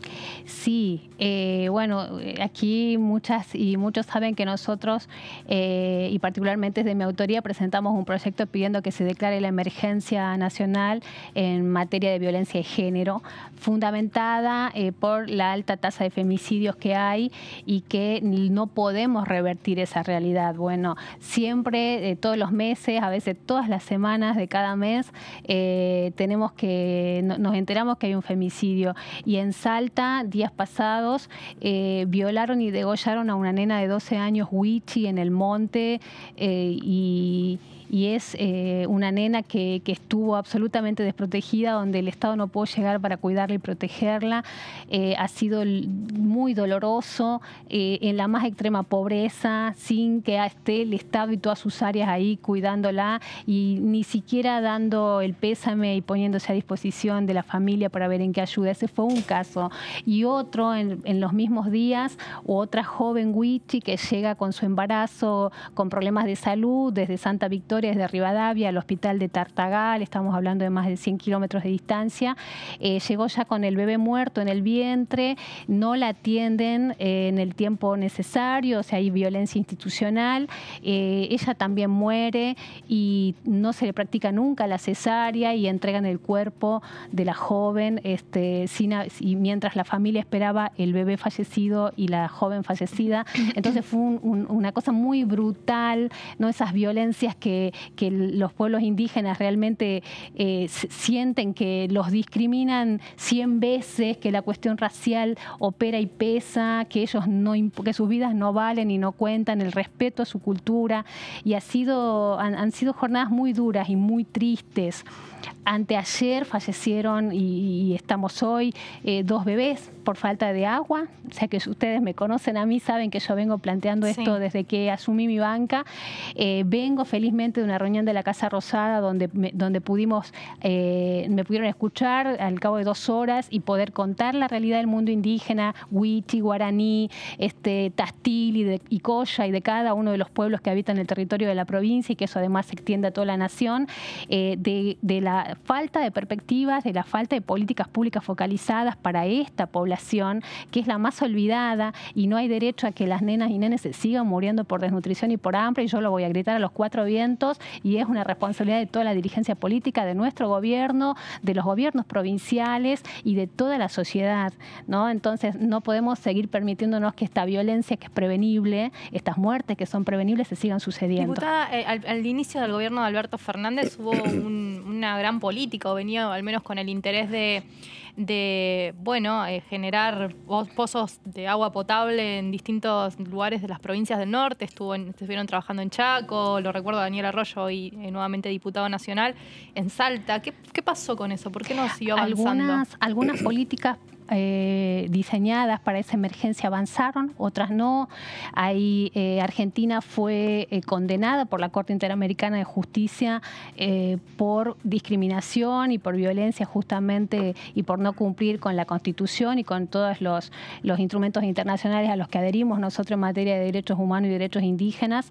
Y esa misma ejecución en sentencia que está en curso a veces retrasa algunas políticas, porque se necesita un esquema de aprobación, se tiene que realizar la consulta previa libre e informada. Hay muchísimos debates, ¿no?, que vienen atravesados por la política y por las miserias y mezquindades de la política, que se terminan traduciendo en la muerte de los más indefensos, de los más débiles. A los que se quiera ayudar, ¿no? A los que debería estar el Estado y la política sin dormir, ¿no?, que le quite el sueño cómo resolver esos problemas.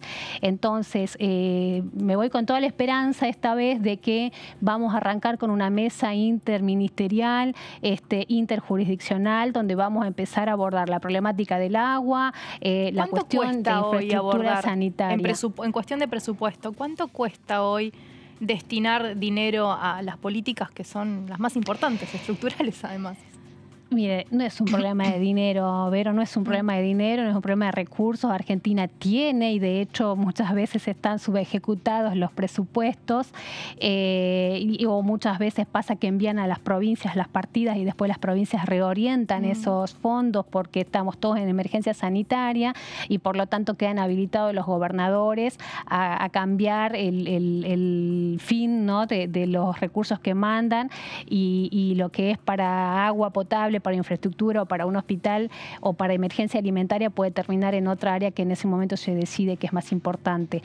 Entonces creo que tiene que haber, y eso es lo que hoy acordamos, y viene de la mano del presidente de la Nación, de que vamos a focalizarnos en trabajar y en que haya un control estricto y un seguimiento de poder reaccionar partidas, ver los financiamientos que tiene Argentina, el presupuesto que ya hay en muchos ministerios y que se trabaje. Y que quien tiene que trabajar se arremangue y lo haga. Voy a aplicar la gran Pato Méndez acá, me atrevo, ya pregunta Leo Fredes, pero me queda esta duda porque si relató esto que ha sucedido con estos femicidios en Salta, no creo que... Yo sentí escalofríos cuando lo contaba, me da mucha pena, mucha tristeza. Imagino que desde el Gobierno Nacional también habrán tenido algún tipo de respuesta respecto a esta emergencia que usted quiere plantear de violencia de género. ¿Pudo hablar sobre eso? No pude hablar, yo me comuniqué con la ministra va a estar viajando a Santa Victoria Este, ya lo tenía programado el viaje, me dijo, y bueno, y lo que tenemos que hacer es ver políticas específicas, porque no es lo mismo la violencia y los femicidios, obviamente, en la Ciudad Autónoma de Buenos Aires o en el conurbano bonaerense, que ir a poder trabajar y tener dispositivos de prevención y de seguimiento y de ayuda desde lo que nos corresponde a nosotros como gobierno, en el Chaco salteño, en el monte nativo del Chaco salteño. Esta nena fue violada y degollada y se cree que en banda, o sea, un caso de violencia horrible en medio del monte, ¿no? Infancias totalmente desprotegidas. O el otro caso que fue violencia institucional y también la violencia, bueno, del Estado en pleno, que por el hecho de ser pobre está condenada a la muerte. Está pendiente todavía, ¿no? El proyecto de ley de violencia institucional. Sí, está pendiente. Entonces tenemos que avanzar en eso y bueno, o sea, la verdad que yo voy a ejercer mi rol de legisladora y de estar tocando las puertas, además de presentar iniciativas que las trabajamos con total responsabilidad y siempre en consonancia y de la mano de nuestro gobierno, pero también a tocar las puertas de todas las áreas ejecutivas. Y el otro gran tema pendiente es la justicia, porque no hay justicia o sea, por ejemplo, no hay en la situación esta puntual, ¿no?, de violencia de género, los femicidios, la justicia es la gran ausente. Y en todo lo que tiene que ver del acceso a la justicia de las más vulneradas, de las más pobres, de las que nada tenemos, de quien no puede pagar un abogado, una abogada, una defensora, bueno, la justicia siempre está ausente, ¿no? Y es uno de los problemas más graves que afrontamos las mujeres, y también es fundamental que abordemos desde el Congreso esto y que tengamos instituciones y que los poderes del Estado estén al servicio de Argentina y de su pueblo. Ahora, usted plantea el tema a nivel nacional, vino aquí a Casa de Gobierno a plantearlo en reuniones. Ahora, a nivel provincial, ¿qué se está haciendo y cómo es la política? Nada. Bueno, yo también, ese es una gran falencia. El Ejecutivo duerme.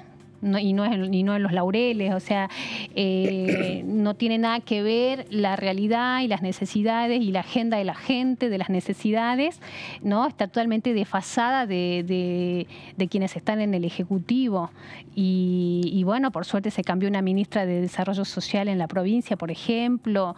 En realidad no se cambió, renunció la ministra porque no le habían dado el presupuesto que ella estaba solicitando, que ya venía de una experiencia de tener que decir que no a todo, porque no tenía presupuesto, pidió un presupuesto y le dieron la mitad, entonces presentó la renuncia y lo hizo público y lo dijo, no es cosa mía, ¿no? ¿Salta aprobó el presupuesto 2022? Sí. ¿Tiene aprobado su presupuesto? Sí, lo tiene aprobado.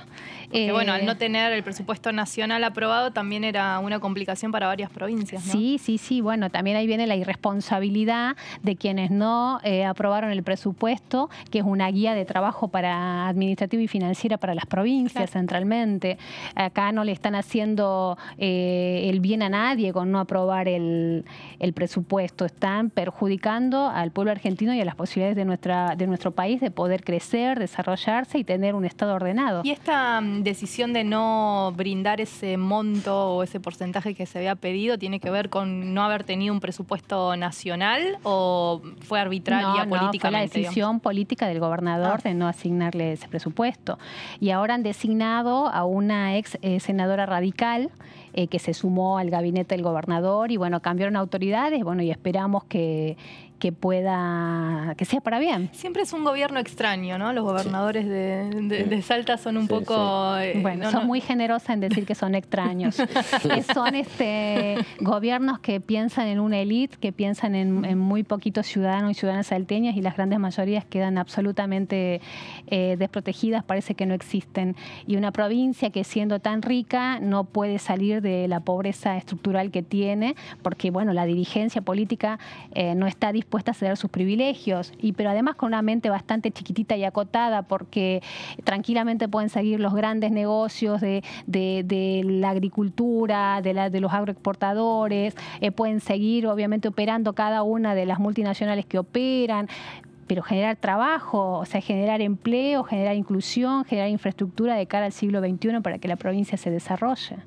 Y en ese sentido, ¿cómo está posicionado el gobernador? Porque se lo mencionó en su derrotero de los últimos años, cercano a Mauricio Macri, a algunos dirigentes del peronismo. Él llegó a la gobernación en las listas de Cambiemos con el expresidente Macri, luego tuvo un acercamiento, obviamente, con el presidente Alberto Fernández, porque el presidente, si hay algo que hizo, fue a todos los gobernadores, no importaba de dónde venían, el signo político, sino darle todas las herramientas que necesitaron, fundamentalmente para la gestión de la pandemia y para que las provincias puedan estar bien trabajando sin ahogarse, con los presupuestos suficientes. Siempre ha sido así. Este presupuesto contemplaba para Salta, por ejemplo, el que no aprobamos, una cantidad de obra pública impresionante como nunca antes vista en la historia de la provincia, y que nos dotaba de buena infraestructura en términos de comunicaciones, rutas, vías férreas,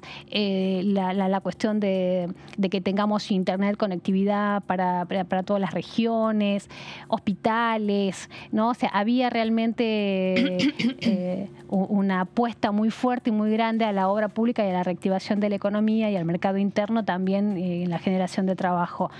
Y ahora va a haber que rediscutir todo eso, o sea, comenzar a ver las reasignaciones que se hagan, ministerio por ministerio. Bueno, creo que nosotros, los diputados y las diputadas, podemos ayudar mucho, los senadores por la provincia, a la provincia, a su gobierno, porque lo que nos importa es que Salta esté bien, y a los intendentes y a las intendentas que hay, que también tienen un rol importante que jugar en que sus pueblos, en que los municipios estén a la altura de las necesidades que hoy, en una emergencia sanitaria, tenemos que tener todos la mirada puesta.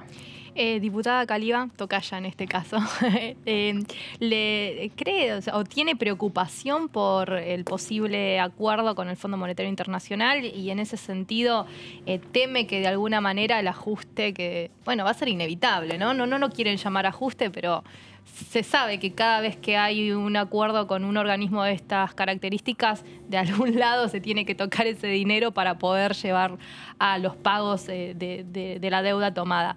Y le pregunto, ¿puede recaer eso en estas comunidades que son las más, si le preocupa eso, ¿no?, las más relegadas? Por supuesto, por supuesto. Nosotros tenemos plena confianza de que ese acuerdo que se necesita tiene que ser un acuerdo para el crecimiento de Argentina, para el desarrollo de Argentina, y no un acuerdo en función de un ajuste, porque a ese camino ya lo hemos transitado y sabemos que indefectiblemente conduce al fracaso, a las crisis institucionales y a hacer sufrir más al pueblo argentino, que lo da todo, que siempre espera, que siempre renueva esperanzas y que ya no da para más, ¿eh? Yo creo que ya no nos podemos animar a jugar con el humor y con el clima social en un contexto tan difícil que venimos transitando y viviendo. Entonces, la responsabilidad de nuestro gobierno, de nuestro ministro, del Fondo Monetario Internacional, que acá es el principal responsable, que se puso a otorgar un crédito que era impagable en cualquier contexto. Pero yo, la verdad,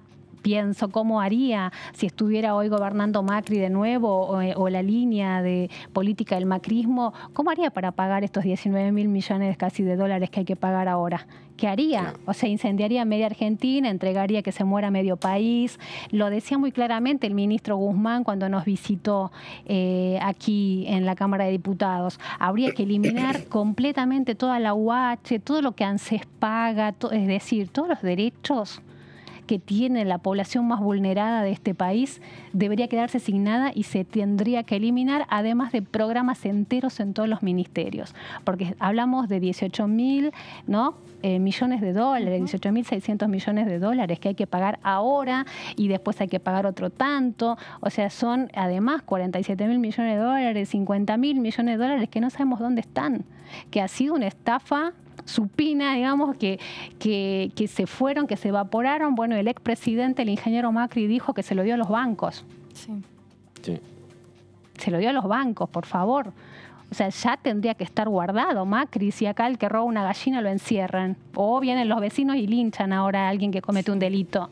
Bueno, no sé, la verdad a mí me parece que eso ya no nos podemos tolerar. Tenemos la bicameral que tiene que investigar qué es lo que ha pasado y al fondo le tenemos que decir, señores, ustedes incurrieron en incumplir su propio reglamento, hicieron un préstamo que era imposible de pagar, sabían que se lo fugaban y ahora quieren que paguemos a costa de los trabajadores de Argentina y de la gente del mundo del trabajo de Argentina, porque nadie que esté bien va a sufrir, vamos a sufrir los que vivimos de un salario, van a sufrir los que hoy no tienen un salario y los jubilados que se laburaron toda la vida y hoy cobran una miseria.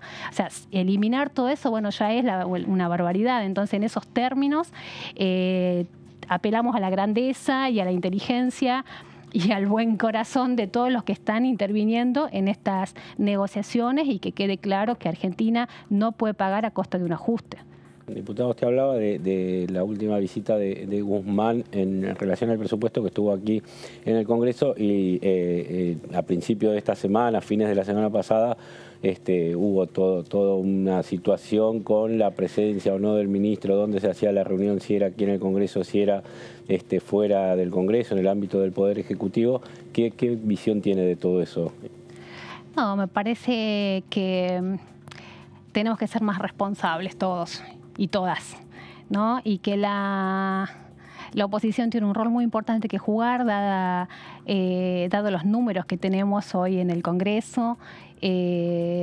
Así nos lo puso la sociedad y nosotros tenemos que estar a la altura, ¿no? de esas circunstancias, ¿no? Bueno, nosotros los invitamos, el gobierno invitó a toda la oposición, a toda la dirigencia y a todos los gobernadores. Lo primero que hay que decir es que ellos no quisieron ir, ¿no? La oposición no quiso ir a esa primera reunión que se llevó a cabo, quieren reuniones a su medida, a donde ellos quieren. O sea, en realidad no tienen voluntad política y no tienen la intención de sentarse a aportar, a decir además cómo se iba a pagar, porque ellos son los responsables. Entonces, ¿cómo ellos pensaban que se iba a pagar esto? Y que lo digan con todas las letras. ¿Qué pensaban hacer ellos para pagar ese préstamo? ¿No? Entonces, que nos cuenten, es lo que no todos saben sepamos. Responder. Exactamente. No hay yo creo que sí saben responder, no lo quieren hacer y encima nos quieren hacer quedar como los malos de la película. Y otra pregunta le hago. ¿Tiene expectativas de que haya llamada extraordinaria? ¿Se escuchó algo? ¿Se dijo algo en el bloque? Estamos a la espera con mucha ansiedad. ¿Hay reuniones de bloque? Estuvimos con reuniones de bloque, sí, muy bien, muy buenas. La verdad que en ese sentido, tanto Sergio Massa como Máximo Kirchner estuvieron escuchándonos. Pudimos reunirnos con el presidente Alberto Fernández, todo el bloque a fin de año, nos escucharon largo y tendido y ha sido muy bueno eso y eso mejora a la calidad de la política y a que también el Estado acá federal centralizado, digamos, escuche lo que viene de las provincias y lo que vemos cada uno desde los lugares de la política y del pensamiento en el que estamos parados y que la gente nos eligió para eso, ¿no? Para aportar. Bien, la última pregunta la va a hacer Leo Fredes, porque lo decido yo que soy la conductora hoy. No, está bien. Una especie ya ha salido en Diputados TV, en lo que fue el fin del año pasado, al principio de pero ¿qué balance hace? Y en materia de proyectos propios, ¿con cuál arranca? ¿Cuál es el que más ganas tiene que salga en este 2022?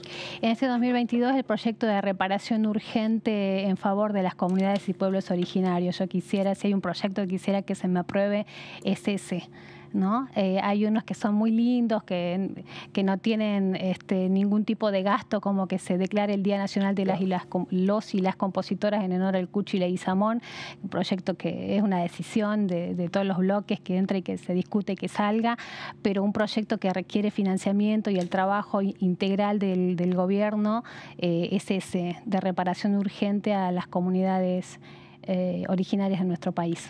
Que alguna vez se merecen esa reparación urgente, ¿no? De tantas luchas históricas que tienen estas comunidades, que siempre, lamentablemente, y nos indigna un montón, son las más castigadas. La verdad que es terrible que pasen los años, pasen los gobiernos, las distintas políticas y nunca se atiendan las necesidades de estas comunidades.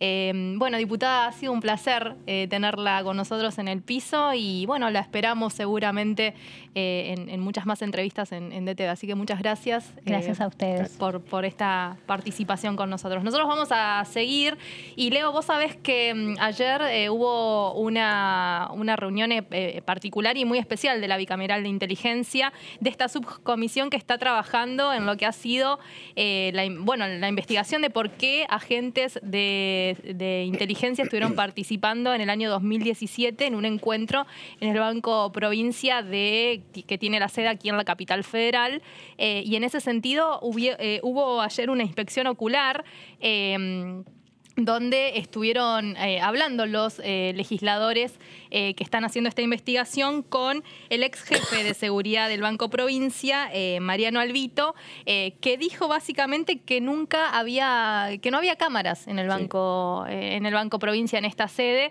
y que bueno, esto levanta la sospecha, ¿no? Porque bueno, las cámaras existen claramente, son de una empresa determinada. Sí, exactamente. Se están recogiendo testimonios de quien abrió las puertas para que se realizara la reunión, del comisario que estaba a cargo de la seguridad del edificio aquí en el microcentro porteño.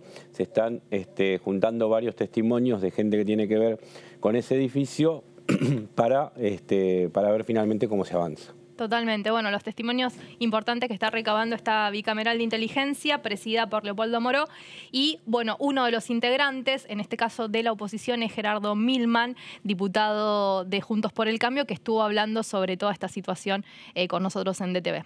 Esos videos que hemos visto de una reunión de 2 horas duran 15 minutos, están editados con un objetivo, se ha ido a un juez que no es competente, como es el juez federal Kreplak de La Plata, cuando la reunión ocurrió en la ciudad de Buenos Aires con agentes federales que debería ser sorteada la causa en Comodoro Pi para encontrar su juez natural. Entonces se ha hecho lo que se llama forum shopping para hacer una catarata de allanamientos que lo único que ha hecho es llevarse las viromes de algunos funcionarios en su casa, digamos, o en su despacho. De manera tal que me parece un show mediático que no tiene nada que ver. No tengo ninguna duda respecto a la diputada Vidal, ni ninguna duda de que tenga que haber espiado absolutamente a nadie.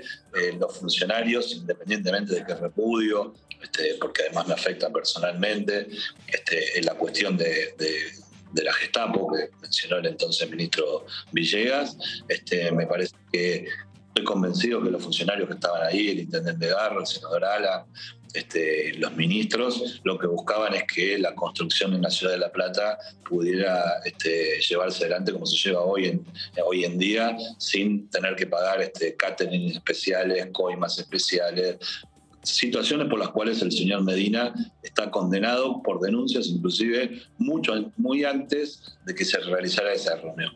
Diputado, el tema es que lo que ayer se debatió en la bicameral, lo que se está debatiendo, que es un poco lo que ustedes pueden hacer, ¿no? Porque el resto no tienen facultades, es qué hacían 3 agentes en esas reuniones. Hasta ahora, si bien entiendo que es secreta la bicameral, ¿qué nos puede contar? Digamos, ¿pudieron avanzar en qué hacían 3 agentes de inteligencia en esa reunión? Bueno, se ha conformado la comisión, viene funcionando, la integran 3 diputados, yo no soy parte de eso. Estoy en otra, pero la verdad es que se va a llevar la investigación de acuerdo a las facultades. Hay que entender, digamos, cuáles son las facultades de esta comisión. Esta comisión no enjuicia, esta comisión no puede juzgar ni a los empresarios, ni al intendente de La Plata, ni a la... No, pero sí puede fiscalizar lo que hacían 3 agentes ahí, ¿no? Eso sí. Por supuesto que sí se puede hacer y seguramente los convocará para que vengan a declarar y tendrán la obligación de declarar bajo el supuesto que tiene la ley, que es el supuesto de declarar bajo secreto, que es justamente la prerrogativa que tiene la Ley de Inteligencia Nacional, que yo voy a presentar un proyecto para modificarla porque hablamos de secreto, pero la verdad es que todo lo que se habla en esa comisión, para empezar, termina publicado. Así que ya tenemos un problema de arranque, y en el hecho que puntual hay otro problema del secreto, digamos. Si supuestamente hubo un espionaje ilegal y eso estaba prohibido por la Ley de Inteligencia Nacional y está bajo secreto, y lo tenía la interventora de la AFI, que está limpiando computadoras 2 años después de su gestión, digamos, le está costando limpiar las computadoras, y en definitiva encuentra no sé lo que encontró, un pendrive, supongo, un video, lo recorta, se dedica a hacer cine y se lo manda al juez, digamos, o la interventora de la AFI o el juez son los que lo dieron a publicidad violando la Ley Nacional de Inteligencia. Pasaba entonces Gerardo Milman hablando sobre esta investigación que está llevando adelante la Bicameral de Inteligencia que preside el oficialista Leopoldo Moró. Decíamos, con esta nueva investigación respecto a las cámaras que se utilizaron para poder filmar este video que se conoció hace muy poco ante la opinión pública, un encuentro que se realizó en el Banco Provincia, sucursal Capital Federal, entre funcionarios en ese entonces, el gobierno de María Eugenia Vidal en la provincia de Buenos Aires, empresarios y también la participación misteriosa, que es lo que trata de determinar esta bicameral, de 3 agentes de la AFI. Decíamos, se citó al Procurador General de la provincia de Buenos Aires, a Contegrán, para el día martes, pero finalmente hubo un intercambio de escritos de Contegrán excusándose de que podía de alguna forma responder la inquietud de los legisladores a partir de cartas o escritos y no de venir de manera presencial.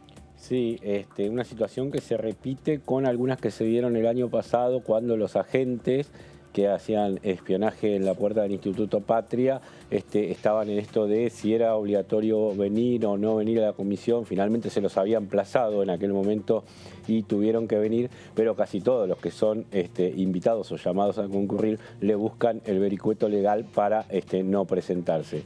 Y una buena pregunta que hacía nuestro compañero Mauricio Cantando es ¿qué alcance tiene esta comisión y qué tanto puede hacer, digamos, más allá de recolectar pruebas y tener alguna serie de elementos, pero no puede avanzar en lo que es el terreno de la justicia? No, totalmente. No puede juzgar, básicamente. No tiene competencia de enjuiciamiento en ese punto. El carril judicial va por otro lado. La comisión puede hacer la investigación y aportar sus conclusiones a la justicia, pero bueno, es la justicia quien define sobre esta causa, en la que, Leo, se está también barajando la posibilidad desde los legisladores del oficialismo, no solo que se llame a declarar a María Eugenia Vidal, diputada hoy nacional por Juntos por el Cambio, sino también al expresidente Mauricio Macri. Exactamente, también son de los que figuran en la nómina que manejan las autoridades de la comisión bicameral, y también veíamos la queja de Milman, que es el representante del PRO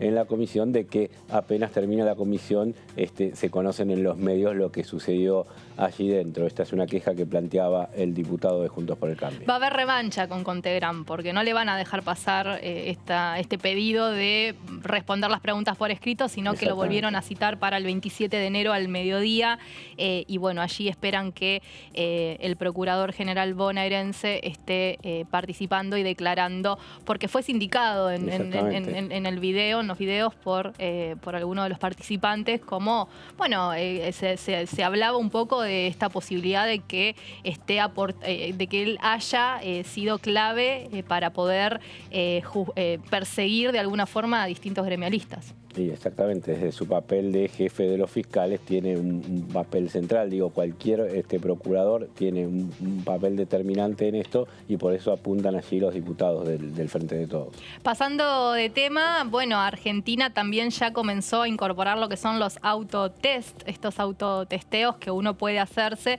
sin recurrir de alguna forma a algún centro de hisopado. Se adquieren, entiendo, en farmacias, como en muchas localidades del mundo que está sucediendo. Pero me parece que hay un problema con el tema de los precios, y por eso Gabriela Vulcano nos va a explicar qué es lo que se ha presentado en las últimas horas en la Cámara de Diputados respecto a esta situación. Así es, Vero.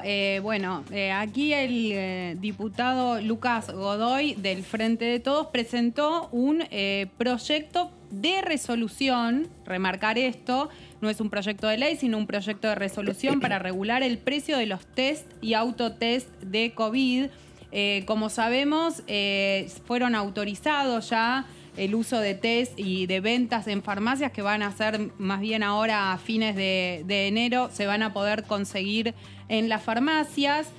Básicamente esta iniciativa lo que plantea es solicitarle al Ministerio de Salud y al Ministerio de Desarrollo Productivo, o sea, a los ministerios que encabezan Carla Bisotti y Matías Culfas, que se establezcan precios de referencia tanto de los test PCR para detectar el virus SARS-CoV-2 que causa el COVID-19, de antígenos y de amplificación isotérmica mediada por bucleo o LAMP, y los autotest de venta libre de farmacias, que esto es lo que mencionábamos recién, y un poco, bueno, lo vamos a ver en la próxima placa. El objetivo justamente es garantizar que los test y los autotest sean accesibles para toda la población en el contexto de la pandemia de COVID.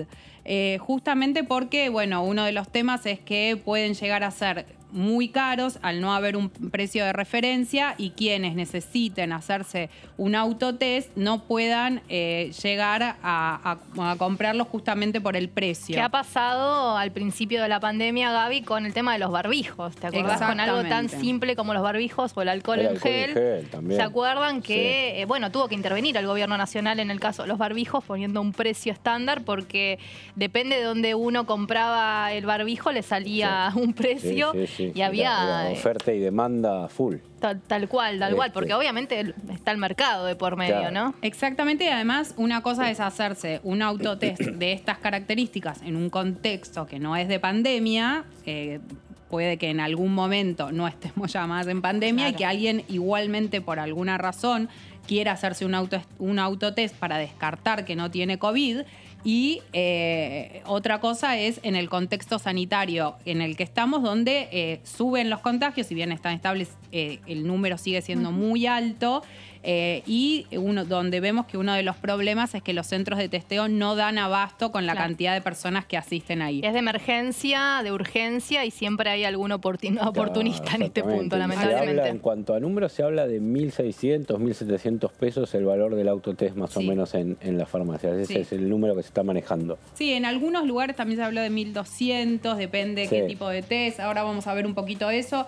La Administración Nacional de Medicamentos, Alimentos y Tecnología Médica, la ANMAT, autorizó el uso individual de 4 test de detección del virus SARS-CoV-2 para descomprimir justamente la concurrencia a los centros de testeo, que esto es lo que mencionábamos antes. Estamos viendo que, ahora mermó un poco se quiere esas extensas filas que había en los centros de testeo. Sí. Había gente que, no sé, más de 5 horas estaba tratando de hacerse un hisopado. Sí, y no solamente esto, cabe aclarar que no solamente en las grandes capitales de los diferentes distritos del país, sino también en los lugares de vacaciones pusieron muchísimos centros de testeo, y quienes estuvieron de vacaciones pudieron ver que también las filas eran muy, muy largas. En la próxima placa vamos a ver que, justamente los test de autoevaluación, esto es importante, se realizan a nivel nasal o por saliva, mientras que en los de uso profesional se toma la muestra a nivel nasofaríngeo. Esto, es para remarcar un poco que ya lo dijeron desde la página también del Ministerio de Salud de la Nación, que si bien estos test van a servir para poder descartar que una persona tenga COVID o no, pueden dar falsos negativos porque no tienen, si se quiere, la misma seguridad en cuanto al resultado que los que se hacen a nivel profesional. Otro de los temas va a ser que en caso de que dé positivo una persona haciéndose el autotest, lo tiene que informar y después... Imagino que se tiene que volver a testear con un profesional. Exactamente. Y después se tiene que volver a testear con un profesional en caso de que dé positivo. Este tipo de test son utilizados desde el año pasado ya en Portugal, en Francia, en Países Bajos, en Bélgica, Reino Unido, Italia, Alemania, España, Austria, Bulgaria y Estados Unidos. Ya están utilizando estos autotest y bueno, lo que queda un poco por ver es cómo va a funcionar aquí en la Argentina, pero en principio van a estar ya a disposición de todas las personas a partir de fines de enero. Y vamos a ver si se puede avanzar con esto. Tal vez con este proyecto de resolución sirve para que el Ejecutivo Nacional, como en otras oportunidades con lo que fue con los barbijos, pueda poner un precio de referencia justamente para que después no se terminen cobrando cualquier precio a quienes quieren poder comprar un autotest, ¿no? Totalmente. Bueno, ya en varios lugares del mundo, en Reino Unido, tengo a mi mamá que mira muchos youtubers que te explican cómo accedes ya hace varios meses a comprar el testeo. No sé vos una gran referente su madre. Mi mamá es una gran referente. Se mira todo. Es gran productor. Sí, mira todo. Le mandamos un saludo de acá, mamá. Porque... Están todos los detalles, mamá. Te quería preguntar, vos que estuviste paseando por afuera, ¿veías alguno de estos? No había autotest en las farmacias. Había un gran operativo de vacunación en Estados Unidos particularmente. El sistema de vacunación es cada 3-4 cuadras, un bloque. ¿Veías las largas filas también? Un vacunatorio, un amplio despliegue. Metía la cola a la política como acá, los simpatizantes de Donald Trump en cualquier lado y en cualquier situación sin barbijo y con una posición desafiante. Un choque bastante fuerte, ¿no? La movida antivacunas también se veía en Norteamérica. Sí, se notaba mucho. Se notaba mucho en colas de algunos lugares, en supermercados, se veía muy claramente. Sí, bueno, es un poco lo que pasa en todos los lugares del mundo. Por eso también le consultaba a Caliba cómo chocaba su iniciativa con aquellas personas que no creen en la vacuna en sí o no quieren aplicársela, ¿no? Esto de la obligatoriedad o no, me parece que es un gran debate a nivel mundial. De hecho, bueno, habrá que ver qué dice Bisotti, ¿no? Claro, 16:30, una conferencia de prensa de la ministra de Salud respecto al plan de vacunación y este gran debate que se está colando. Y lo que dijo la portavoz del gobierno en esto de que la obligatoriedad no está en agenda tiene que ver con descomprimir un poco, porque si se llega a decir que la obligatoriedad está en agenda, la que se viene, ¿no? Sí, entonces, no ayudaría mucho. Claro, exactamente. Bueno, hay algunos países donde sí es obligatoria la vacunación, tanto en Italia, en Austria, en Alemania. En algunos casos es a partir de determinada edad, en otros casos están yendo para que sea obligatoria para toda la población. Creo que dejan afuera lo que son niños, niñas y adolescentes, pero a partir de los 18 años. Y es una discusión que se está dando al interior de las distintas sociedades, en principio en lo que es Europa. Pero también lo que están viendo es que con el grado de contagios que hay, la aparición de nuevas cepas y demás, tienen una limitante respecto a cómo poder encarar lo que es la pandemia. Algunos gobiernos decidieron ir por el lado de que las vacunas sean obligatorias, que es un debate válido, pero con las resistencias que estamos viendo también. Bueno, vos recién mencionabas en Estados Unidos, es uno de los países donde más resistencias hay a la vacunación, ¿no? No, si no, esto de aplicar algunas restricciones, entonces, ¿qué? En base a restricción para ir a eventos públicos, restricción para ir a lugares masivos. Bueno, por eso funciona el pase sanitario. Claro, exactamente, que cuando acorralar de alguna manera a esa gente para que al verse impedida de poder asistir a un montón de lugares, obligatoriamente vaya a la vacuna. Bueno, y justamente estaba mirando, bueno, después habrá que verlo en detalles, ¿no? Pero me llegaba un proyecto de ley que se presentó en el Senado de la Nación, en este caso en el Senado lo presentó Oscar Parrilli, y que tiene que ver con declarar el acceso libre y gratuito en todo el territorio nacional a partidos relevantes de primera división del fútbol, ¿no? Porque, bueno, fueron otro de los grandes eventos que se habían como reactivado y otra vez está en debate cómo empezar a bueno, con el pase sanitario está funcionando el tema de los partidos de fútbol, se viene la reanudación de los torneos, hay que leerlo en detalle, ¿no? Lo que propone Parrilli, muy cercano a Cristina Fernández de Kirchner en ese punto. Pero es todo un tema, los estadios de fútbol y los eventos deportivos sí son todo un tema porque costó implementar la entrada, para implementar la entrada más el pase sanitario. ¿Te pedían, no sé si estuvieron circulando pase sanitario? Porque yo estuve en Tierra del Fuego, volví hasta hace muy poco y en ningún lugar me han pedido. Estuve circulando solamente por la ciudad de Buenos Aires. Pero bueno, acá está vigente. Sí, pero circulando en ningún lugar que me tengan que pedir el pase sanitario. Ningún lugar. Pero también ahí es lo que hablamos en otras oportunidades respecto a muchas de las leyes que se discuten aquí, se votan y demás. Después está la pata que tiene que ver con el Ejecutivo respecto a los controles, los distintos ejecutivos a nivel distrital, los controles necesarios para justamente que se cumplan aquellas medidas que se disponen, ya sea disposiciones por parte del Ejecutivo Nacional o de los distintos ejecutivos locales y, bueno, ni hablar las leyes, ¿no? que se votan. Y ahí está el tema de, bueno, también recuerdo cuando tenían solamente algunos la posibilidad de usar el transporte público, lo que eran trabajadores esenciales y demás, hasta cuántos realmente se cumplía que te pedían para ver si tenías... el pase de circulación, ¿no? El permiso de circulación, exactamente. Que en principio se acuerdan al inicio de las medidas de aislamiento, de la cuarentena, ¿no? Al principio era un papelito de una empresa que te habilitaba o de tu trabajo que te habilitaba y luego se pasó a la aplicación Cuidar. Había muchos papelitos truchos. ¿Te acordás? Ese es el gran problema. En el primer tiempo salieron muchos papelitos truchos, después con la aplicación finalmente se logró un poco un criterio un poco más estricto, digamos. Totalmente, sí, era bastante complejo circular en tren, me acuerdo, pero bueno, después hubo un relajamiento, se liberó básicamente todo y... En auto te lo pedían, en auto a mí me lo pidieron varias veces. En el subte. En auto, manejando. Es verdad. Los accesos, sobre todo a la capital federal. Los peajes estaban pidiéndolos. Después se relajó, ¿no? Como al comienzo de la pandemia me parece que se cumplían muchas de estas cuestiones que se fueron relajando, como muchas otras cuestiones. Hay que ver el pase sanitario efectivamente si se están haciendo los controles y demás, en lo que son, por ejemplo, fiestas de 15, o fiestas de más de 100 personas y demás. Y los espectáculos públicos, exactamente. Bueno, nosotros creo que ya estamos en tiempo. Hemos llegado hasta aquí. Les agradezco a mis dos compañeros, Gabriela Vulcano, Leo Fredes, por haberme acompañado.